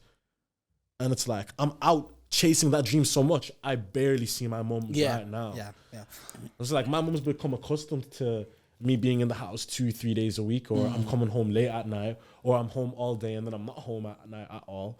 And it's like, should I be dedicating time to being present in the day, or should I dedicate my time to being mad and being obsessed, you know? Back to Deji's point, there is a cost of greatness. Something's got to give. Something's got to give. I'm so glad you know, this is why because every time I used to be like, bro, it has to be done. Like, no, there's a cost of greatness. This is the thing, yeah. Like, at the end of the day, right? Like you said, you could either deal with not being at home and being out 3 days a week, but hold on, you might come back home with that couple of G's, and now I'm sending you off somewhere nice. Or I could stay at home with you all the time and we can be chilling and have a great relationship. But then outside of that, we're not really doing too much. Like, at the end of the day, something has to give. You get what I'm saying? Fair enough, yeah. And like, with what you're saying, I feel like yes, trauma is needed to become great. And the thing is, it's not even for greatness. Like, look at the person that's been trying to lose weight forever. They go through a heartbreak of all of a sudden they've lost 50 kilos. Crazy, isn't it? Do you get what I'm saying? Wow, like what's it called? Like, even Henry, like, granted, he, like you said, he could have been 18 and been on the pitch and like, yeah, cool, I've scored 3 goals, I've scored 4 goals, everything is cool. But because he feels like I'm not satisfied, I have to do that. So now, where someone else is, it's the 88th minute. I'm tired, bro. I don't want to run again. He I'm not finds making that run extra again. drive. He's like, my dad has to see me score. Do you get what I'm saying? I know if I don't do this now, I'm gonna leave this pitch and I'm not gonna be able to sleep with myself. Do you get what I'm saying? It's the same way as the pregnant woman that, bro, she couldn't really lift 30 kilos, but her kid is under that car, she's lifting a car. And I feel like, I think it opens up and unlocks a certain part. But do you get what I'm saying? So back to your point, yes, it does give something, because then now, when again he says that when the football career ends, he has now to deal with Henry the person. The football player allowed him to wear a cape, essentially, that he can hide behind the trauma because he's doing so great. But now when the career is like, yo, your career is over, now you have to be a great person. Now you just have to be now you have to be a great person, because you could have been a great player, you're providing, and everybody understands. You score 20 Premier League goals a year. Everybody understands. Now when you're not doing that and you're home all the time, he's like, and he's talking about it, it's like, yo, I'm learning now to be a great person because I never kind of had to. I just got by being a great player, and everybody just accepted, oh, he's that guy. And I was one of those people. Now, the next point I was going to ask is, do you think you guys will recreate situations of hardship, or maybe trauma, because I think I was having a conversation with like... Absolutely. But how will you recreate if that's not their life? And we have just... Let me make sure I understand what you mean by recreate moments of hardship and trauma within maybe your kids, just because you know what it brings. Within my kids. Yeah. Because you know what it can do. You can is he a bad parent if he created one of the best footballers of all time? Absolutely. I don't think so necessarily. And I agree, but some people would be like, the human is flawed, but the athlete is great. That's why the kids are soft. I'm so glad you man are saying this, Carl. The homegirl I'm seeing now at the minute, we have this conversation back and forth, Bears 24. It's like just opinions in them. Because 9 times out of 10, our dads were hard on us. Our moms were hard on us. Mm-hmm. I like to think now we can be like, it was within reason. When we see a softer generation, we're like, thank God, more time. I'm really, really, really, really, really afraid of raising kids that are living in an unrealistic world, having an unrealistic idea of how wicked the world actually is. Mm-hmm. And our world is more wicked than it was 10 years ago, bro. Do you know? Like, there's a part of the world that's in the middle of mass destruction right now. We saw what happened in Dublin time ago with the riots in them. I don't want to create an idea of the world where when that happens, it's like, we never knew that this could be the case at hand. Mm-hmm. And even, especially in careers, I'm 100% a believer of get obsessed and become the best. But what that comes with, more time. Are you ready to be that kind of parent to somebody? Because you have to.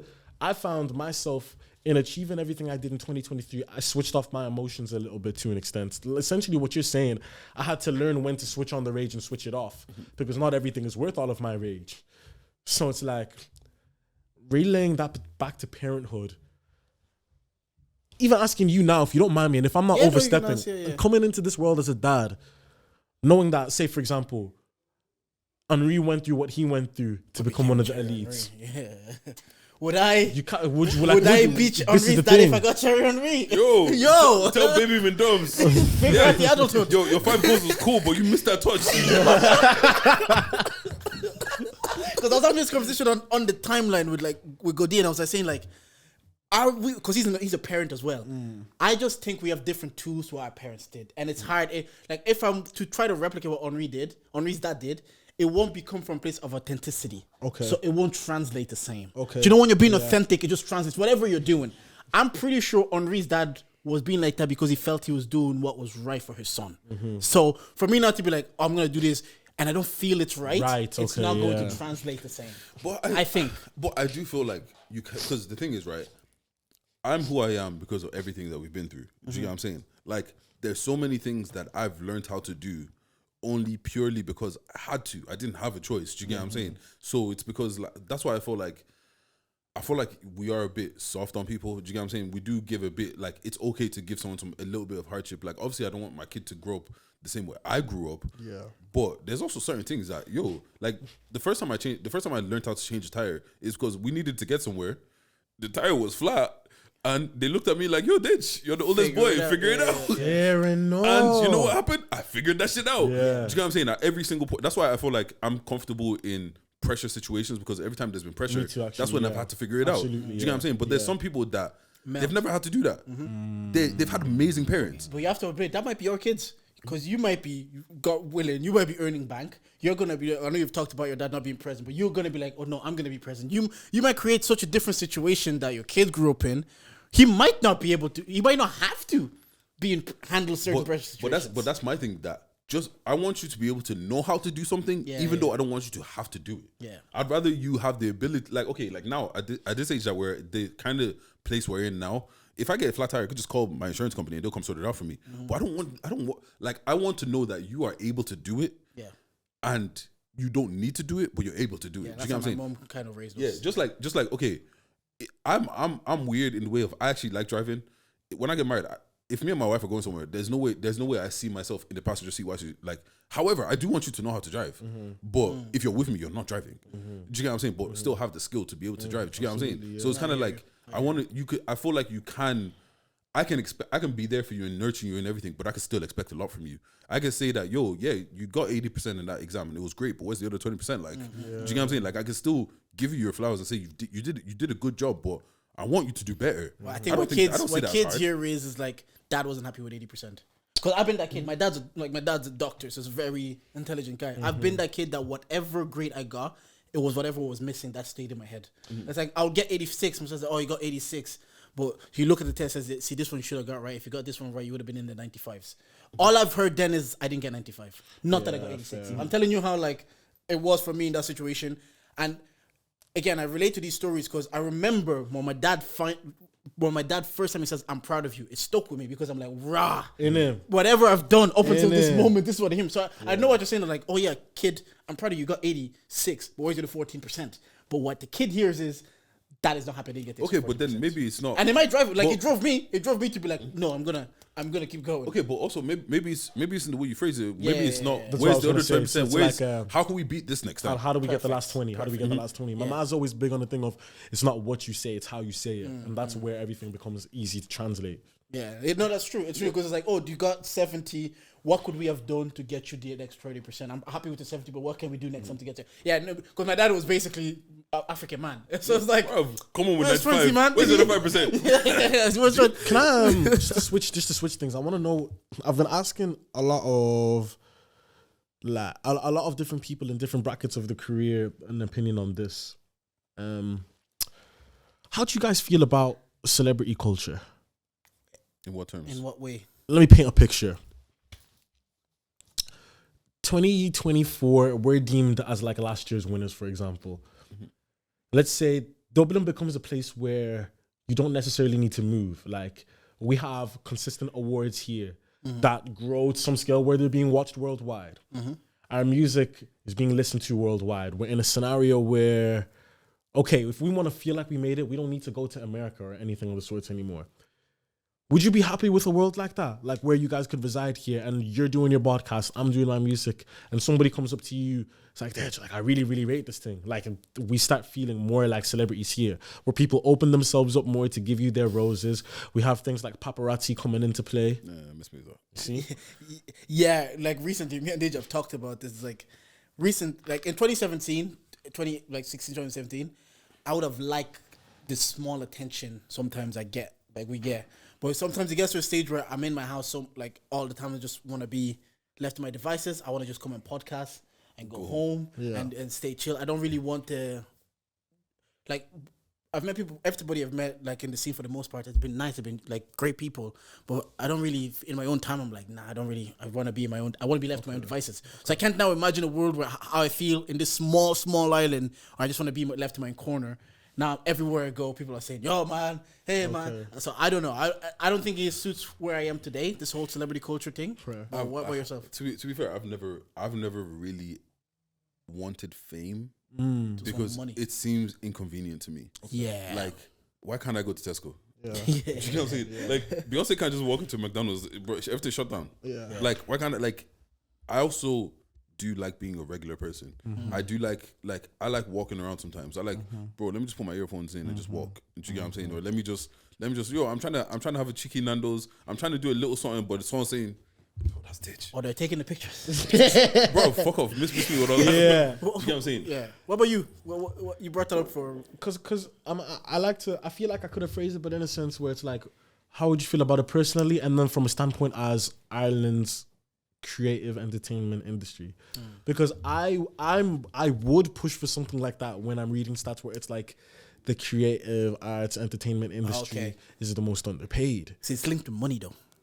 Fair. See, that's what you really want. And one thing I will say I've learned is since the start of 2023 to the end, I could say fame, using it for a lack of better word now, my fame inclined slightly, but monetarily it did not equivalate. There have been so many scenarios in town for absolutely no necessary reason where I cannot walk down Eden Quay. You know where Riot is, where the Super Valley was in them. That strip, fam. Because that's the way to my studio. That's the Blanche bus stops. That's your hometown bus stops. So it's like a world where it's like you're saying hi to this person, saying hi to that person, saying hi to that person. I remember I was skating through town. I paused my AirPod by accident. I heard somebody go, "Fortune, you skate?" And I turned around. I had no idea who I was talking to or anything. And I'm like, again, if we want to have a community where like we can stay here and things can kind of grow, we do kind of need them to big us up a little bit. Like, you know, no, do you know no, that no, way? it's true. Like, there's 2 points we can make here. Like, we do maybe need that more, but do we want it? It's a different side. Like, do I want that life? Probably not. But do I need, if for this podcast to really be, to maximize what we can get from this podcast, maybe it's what I need. I need the clout. I need the recognition. I need people to big me up. But is it something I necessarily want? Once again, it goes back to something's got to give. Yeah. Because the thing is, like, fame without the wealth, completely pointless. Absolutely useless. Which is what I told my story. Do you get what I'm saying? Yeah. But wealth, if the wealth has to, like, for us, obviously, we're in an industry where opinions and people are the things that support us for us to make the money. At the end of the day, the eyes turn into money. Do you get what I'm saying? So there's no way you can have that level of money without having the eyes. The eyes. And when you have the eyes, people are gonna be like, "Oh shit, I listened to that guy. He's right there. Yo, let me say what on." Do you get what I'm saying? So it's hand in hand. Yeah. Would I take the wealth and the fame? Yes. Do I want the fame? No. But if it brings the wealth, price, something's gotta give. If it's the price for the wealth, it's funny this conversation because this morning I was watching the Chris Rock and Kevin Hart ever documentary on Netflix, and Chris Rock was like saying he was at a stage where he was on TV and people were recognizing him everywhere, but he was still sleeping at home in the same bed as his brother, like the same bedroom as his brother. So he's kind of like, and then you get like his brothers are saying, well, you get to see the other side, you get to see behind the curtains. It's like, oh. So all this TV money that we see or we hear of, my brother's literally on TVs doing SNL, but it's not bringing any revenue. So it kind of makes them say like, there's definitely some comics, like I know Andrew Schultz says that they make bank, they make money, but nobody knows them because they don't want that life. They just want to do their comedy, make their money and go. But then you have Kevin Hart. If maybe you want to be at the Kevin Hart level, it's gotta come with the inconveniences of I can't go to Tesco. Yeah. So, but like, there's just. Let me ask this. Sorry, before you go ahead. No, I wanted to ask you because you're a musician. If you could make, let's say, $200K a year, but be relatively not like on the level of a global level, but you're making good money that you can live off, support your family, you can tour every year, you have a cult-like following that come every time, but you're not the most famous, but you make a good money, or would you want to the superstardom and all the inconveniences that come with it?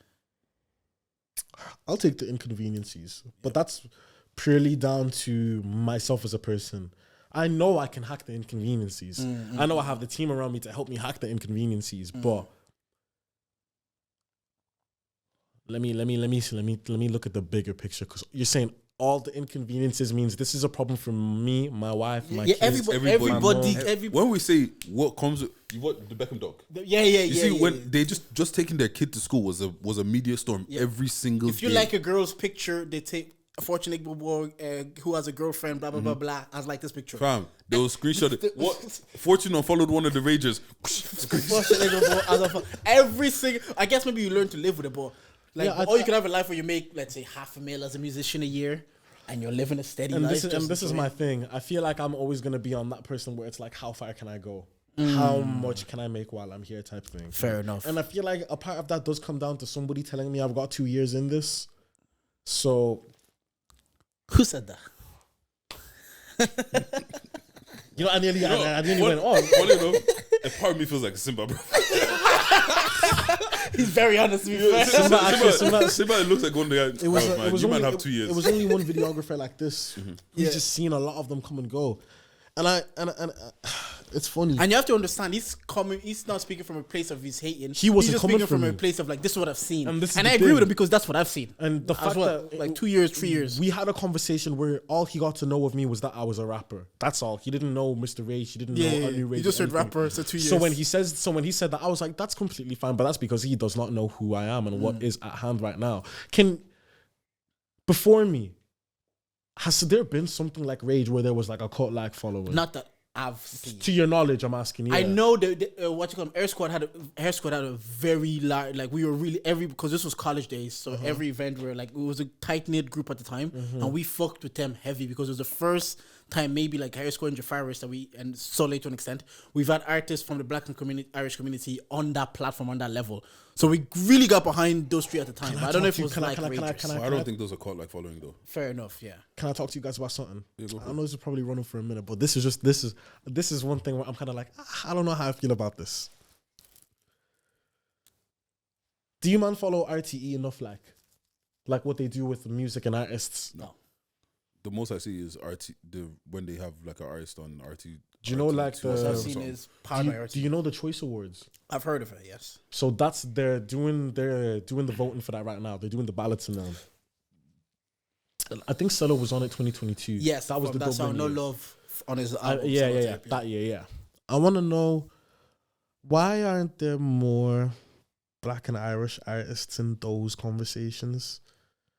The thing Is it because we've segregated ourselves to something called Black and Irish? oh, do you think because we've not to put words in your mouth, we've maybe inadvertently created a divide?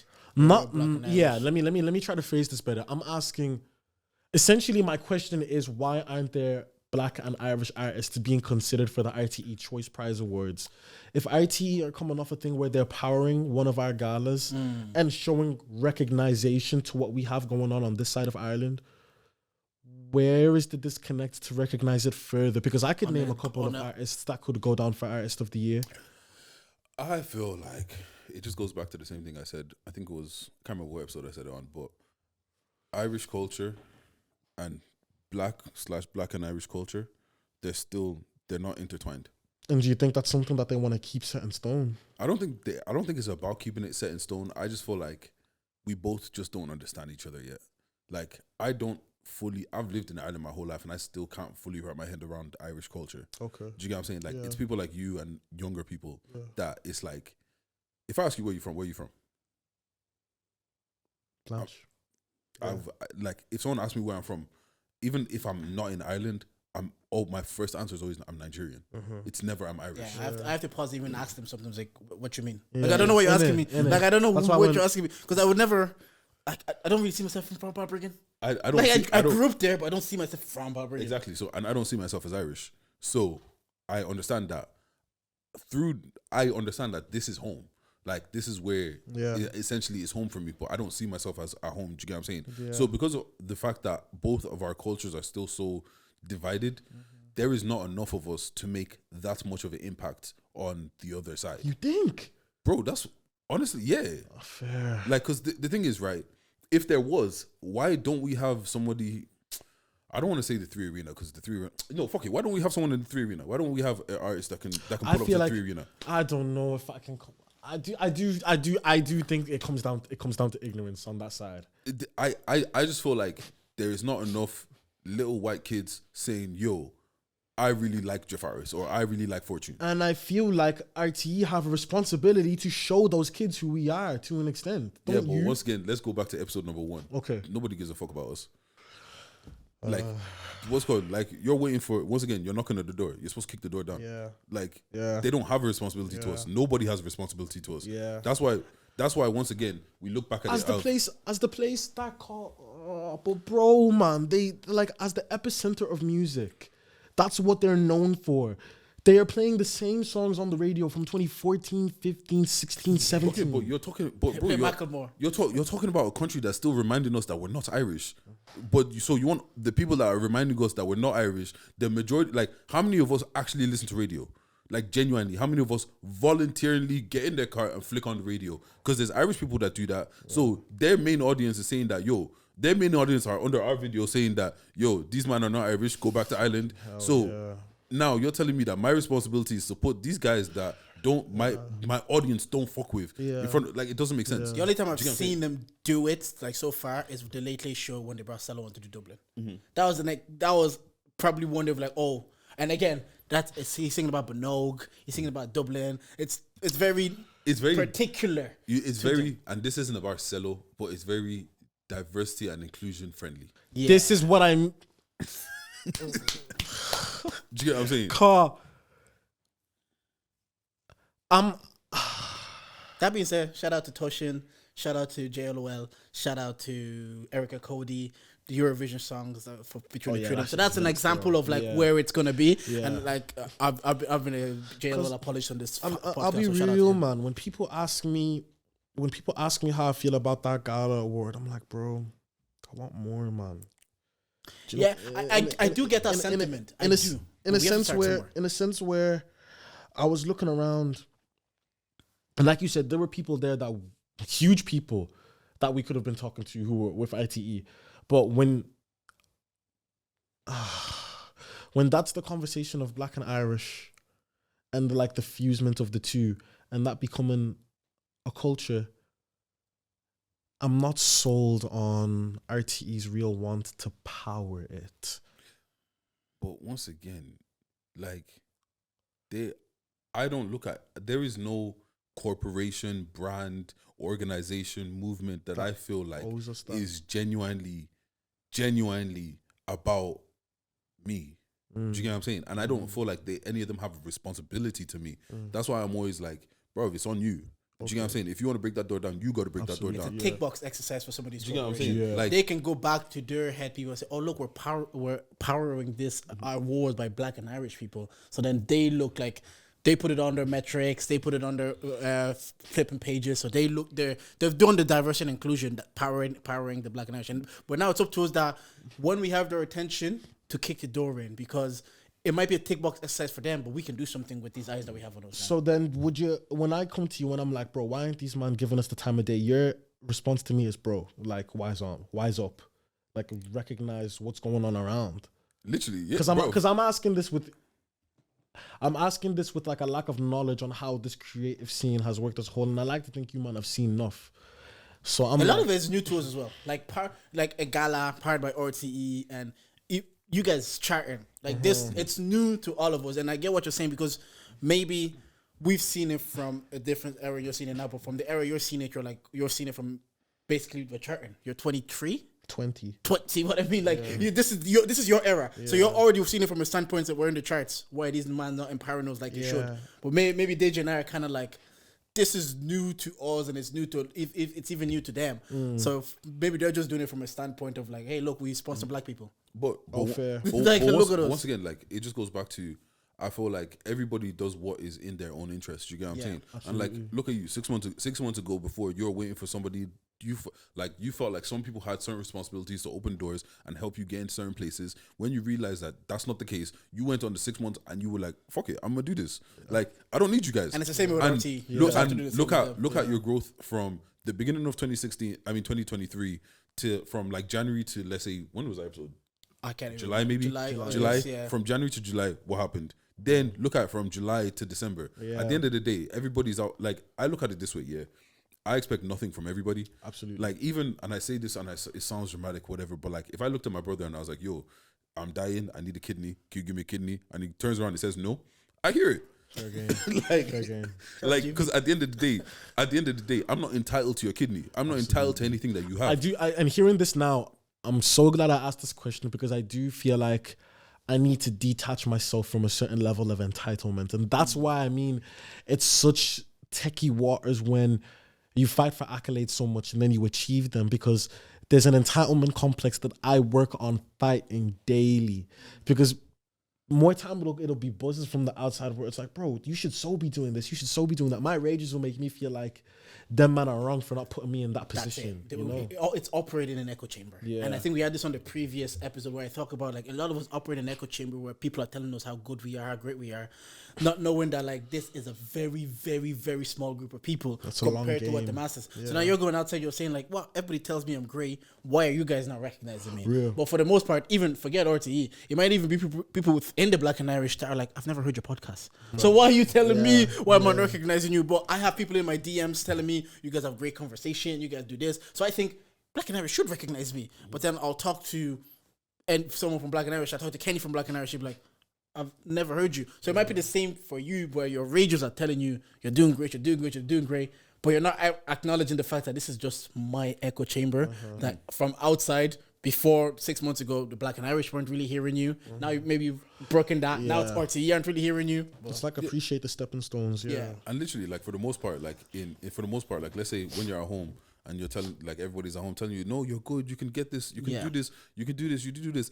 In reality, you are not the greatest there. But when you get home and you don't get it, don't worry, man. They just made a mistake. You get them next time. You weren't the greatest there, but everybody in your family, your house, everybody's telling you that, no, you deserve this. And that's the thing, actually. I was thinking about it just recently. What makes you special? Everybody thinks they're special, but what actually makes you special? Are you asking me? Everybody. Yeah, I'm asking you. Oh, me, myself, I feel like it's like you said, I feel like you are you because of what you went through. I feel like that's the only thing that gives a specialty. Is the fact that everybody has, it's the concept of Sonder. Everybody has their own intricate lifestyle, story, and past trauma, whatever the case may be, everything that they've gone through and been seen. That's the only thing that I feel gives us originality. And then how we portray that to the world is what we make of it after. Yeah, because you know what's funny? Even within that, I still don't think that gives us originality, you know? Okay. Like, look at me. A lot of childhood trauma, maybe daddy issues, all this kind of shit. There's probably 10 of me around. Like what you say, nothing under the sun is new. Exactly. So when people think that they're special, even the person that has all these ideas and everything, you think you're special because you have a bunch of ideas, but you're not the only person that had those ideas. I think how you portrayed being special, to his point, is what can you do to show that experience? Like, you know, Kanye West is special because he had the talent, but he can show his life through that talent. Like, you have a podcast. If you could show your life through the podcast and the podcast elevate, that makes it special. Even though there's 10 of you, the fact that you can do it, like it's everybody, we all know all of our moms are going to pass away at some point. Yeah. The same thing happened to Kanye West, and with that, we got 808s and Heartbreak. Yes. And that's where I feel like that's one scenario I could be like, Kanye West is special. Yeah. Because he's able to do that in a way where I might not be able to. And everybody, like, he's not the first person to lose his mom, so he's not the first person to go through that. It's what made him special is what he was able to pull from that and give the world. I think that's what makes what you can do with your experiences. So at the end of the day, what we're saying is the only thing that makes you special is execution. Oh wow! Yeah, Fair enough, then. Yeah. Because at the end of the day, there's how many people are out there with $billion idealists? How many times do I say this? A lot of people are idealists. What makes the person special is I could hear the idea from you. I could hear the idea from you. Whoever executes it, he was special because he was able to execute it. Yeah. So I don't know. I don't know. There's just, bro. Recently I've been so antisocial. I barely text people. Can I be real, Dej, man? Yeah. I feel like you could write one of these self-improvement books, bro. Bro, I've got the idea. And not even on a thing where it's like you have an outlook on life where it's like I can better myself every day. Your thing is like, I would, if you read a book about life, that's the first book I would give my kids to read, type shit. Well, I appreciate that because of your genuine. Your outlook on reality. Yeah. The standpoint that you have on life, I feel like is closest to my idea of that's what a realistic thinker is like. Yeah. Because you're like, I hear you, but at the end of the day, gotta do what you gotta do. It comes down to this. Something's gotta give. And that's how I feel like. You know what it is, yeah? I feel like it's just because I feel like there's been times in my life where I thought I could have had some certain things. Okay. And then I didn't get them.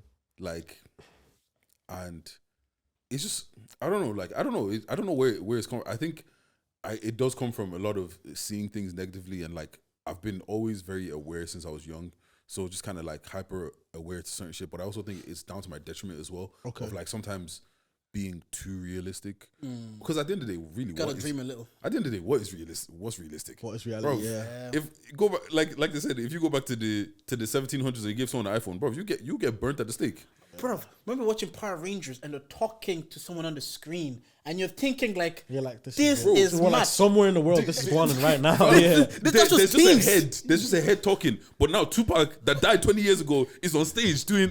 It's wild. Now we're on teams every day just talking to a head. Do you know what I'm saying? Like, I can't believe this. Even that idea seemed like this is not realistic. Or even I've always thought about this. Yeah, if everybody decided that we're not working anymore, the world doesn't stop. Yeah, it keeps going. So then, like, there was a point where nobody thought the world was shut down for 2 years. Yeah. But so at the end of the day, nothing is really realistic. Yeah. Do you get what I'm saying? So that's why at the end of the day, sometimes it's like, did you think in the beginning of 2023 that you'd have a number one song? Yeah. But no. This is you. I hear you from you. No. You have to understand, musicians and rappers. I think that's the thing. To do whatever they do, you have to have a certain level of delusion. You need it. Like we talked about Jesus, like the documentary loads of times. The genius, what it was called, the Kanye West one. It was like, he needed to keep going, telling everybody listen to All Falls Down. Because he was like, this is going to be one of the best songs ever. And that delusion eventually made it one of the best songs what? Ever. Actually, I actually do feel like I need more delusion in my life. Yeah. I say that because when Jordan because what we originally wanted to do is we wanted to do an actual proper live recording, not here, and nice something, make it look professional. Like, we wanted to do something big, innit? Yeah.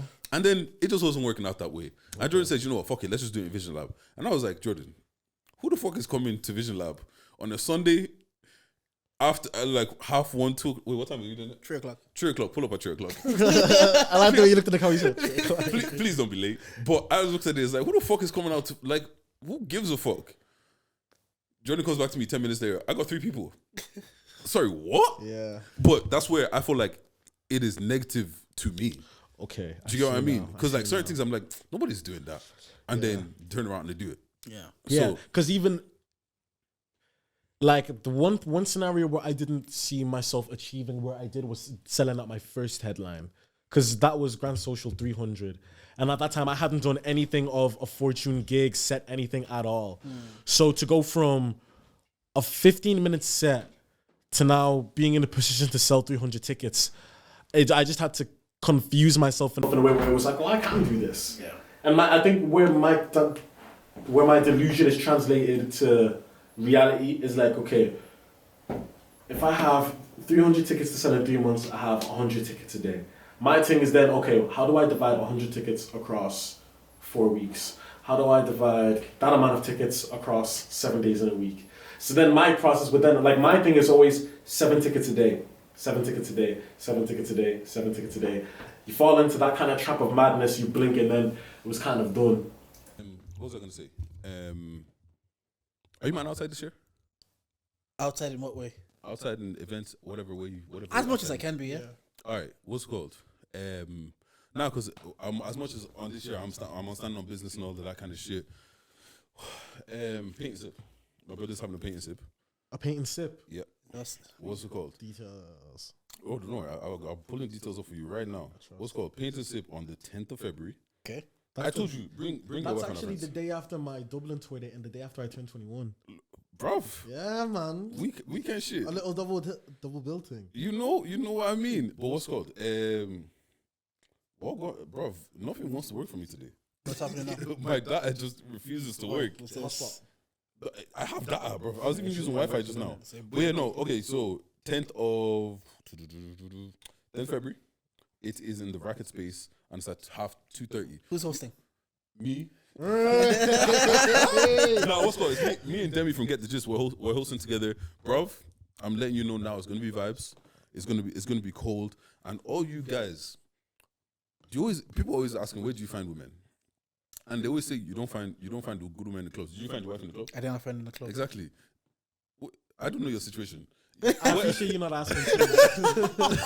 Don't worry. I don't know your situation. I don't need to know your situation.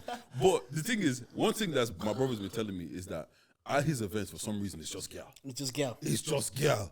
So if you're looking for a good girl, What would you the ratio is girl to man? I think at the last one, I don't even think he had up to 10 guys. Not even 10 guys. Just bare girl. Girl. Fine girl.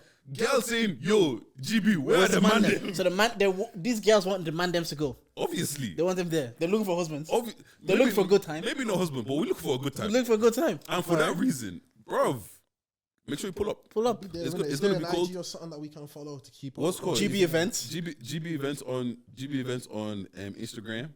Or you know what? You can go to my page at BigDage_. Wait, is that? But you say you won't reply to anything. Yeah. No. It's tagged. I'm tagged in it, so you can use me to go and find where you need to go find. But look, make sure you buy your tickets. It's actually going to be a fantastic vibe. Like Paint and Sip, the Minsky and Big Dej. you know, it's like look. This is the thing. Zelensky. Not because it's my brother. Bring back Get the Gist, man. Not because it's my brother. Like at the end of the day, I'm gonna back my brother for whatever. Like it doesn't matter. Like I'm willing to go to jail for that nigga. Let's put it that way. However, it's not because of that. Genuinely, the last one looked like a vibe. These man were doing right now. These man were doing conga lines. That's who came to the last one. Fam, them man were, bro. It was just girls. Just girl. So man, them pull up. Bring your guys. Bring your girls. It's gonna be a vibe. I'm gonna be on the mic. Demi's gonna be on the mic. If you know Demi's about a good vibe. I'm about a good vibe. Demi came on this podcast to promote the lifestyle. Says she's shaking your ass. And all of a sudden we she's sold good out. vibes. Do you know how we were trying to sell tickets were moving? Demi said, I might shake your ass. All of a sudden we sold out. Sold out. So she knows she's down for it. She's down for good vibes. Once again, and there's not going to be any creepy body. If you want to catch a local vibe, you want to catch a little, you paint something and you catch a wine after. Little tutu wine. Do you know what I'm saying? Yeah. Also for you, man, that's close to Valentine's Day. Realness. Do you know what I'm saying? You know what? You don't want to give your side chick something. But make sure you complete the transfers after the deadline of Valentine's. This way. Start negotiations though. This way Start negotiations. This way you can take one finger. we're talking too much. All bands aside, what's called tickets available on Eventbrite. You can GB_events on Instagram. You can go to my page, bigdage_, and you'll find tickets wherever. We're going to be posting about it. It's going to be a fucking fantastic vibe. Please show up. We're trying to make this thing bigger and better. Rages will be there, fam. Yeah, what Rages are pulling up. What's called also our live recording. We have probably 4 more seats, maybe. Yeah, I'd be 3 to 4. 3 to 4 more seats. That fourth one, if we like you or not. Yeah, it depends who it is and what vibes you'll bring. It really depends who it is and what vibes you bring. We're gonna be in the studio. We're gonna have a good time. And once again, I feel like this year is about celebrating the people that celebrate us. Yeah. And really you're showing off your rages no matter what. We're showing off for the people that support the podcasters, the podcast no matter what, and that's what the vibe is about. So. Yeah, because outro. And look, Fortune, as always, thank you for pulling up. And you know yourself, if you ever just want to have a chat with the boys. And you also have something coming up on the 6th of January. 6th of January. I don't know if the tickets will... No, come here. Oh, that's quick substitution. Bro, look, we have technicals, but you'll forgive us. We'll have Well, those tickets look like they're selling quick, though. Yeah, we got 18 left now. 18 Bro, left. the Rangers don't play, bro. So by the Wednesday is here, I don't know if there'll be any more We tickets. got the premiere of the documentary I Want to Be a Rager at the Sugar Club, January 26th. Jameson are bringing. So it's at the Sugar Club and you have 18 tickets left. Yes, sir. Jeez, this nigga moves tickets. Oh, wait, sorry. This nigga moves tickets. You know what? This is what I mean about mediocrities falling to the wayside. Yeah. Because I'm talking about the 10th, he's talking about the 26th. What's happening on the 27th? Abs is throwing a gala. I was just throwing a gala on And the once 27th. again, Jordan tweeted Abs is Promoting promoting the the fuck out of that shit. thing. And also, I'm seeing, bro, Manis has awards for best dress. Yeah, That's yeah, legit, physical awards. If you're gonna for do a best gala dress. now, you gotta step it up. Did you get what I'm saying? This guy's doing a premiere on the it's Sugar actually, Club we're on the dress- 18th. The dress theme is Fancy Rage. Fancy Rage. How do we rage fancily? This is the thing. That's just up for interpretation. Some certain man said, okay, Fancy Rage is a 3-piece suit. I'm getting photos of 3-piece suits all of a sudden. I have not got a 3-piece suit. I haven't got a suit. What are you gonna wear? Do you know yet? Nah, not even. Okay, right. We'll see, but So that's a lot of events. The 26th, there, 10th. the 10th, and the 27th. Abs is doing a gala. So yeah, Fortune. Once again, shout out to fucking Abs, bro. Yeah. Every time I see, whether I'm there or not, in all the things he's done, you have to appreciate The work ethic. somebody thinking outside. Bro, my guy's throwing a bull party. Yeah. He did a party out in fucking That's cold. in fucking France. Yeah, You know yeah, what I'm saying? yeah. Now he's doing a gala. He's not just saying, yo, let's do a night out, slap a little night out and say, yeah, fuck it, that's what we're doing. He's actually Throw a doing it. poster, say what DJ's there, and then Do you get what I'm saying? everybody No, he's show doing up. the thing. So once again, big up to him as well. And once again, Abs is good vibes every time I see him. He's always bigging up. He's Briggs bigging us Goats. up. He used to be so Goat. annoying, man. I knew when he was in first year, secondary school. Then he pulled me up and said, what was I doing? I was like, allow me, man. But once again, just appreciate everybody. Make sure you Rages pull out. Only 18 tickets left. Might be sold out by the time you Yeah, get by there. the time you hear this, it might be gone. 18 tickets left at the Sugar Club. The big things, bro. I appreciate it. Right. If you made it to the end of the pod and you didn't like anything we said today, well, you can charge it to the game. Bang, bang. Yeah. Thank you for listening.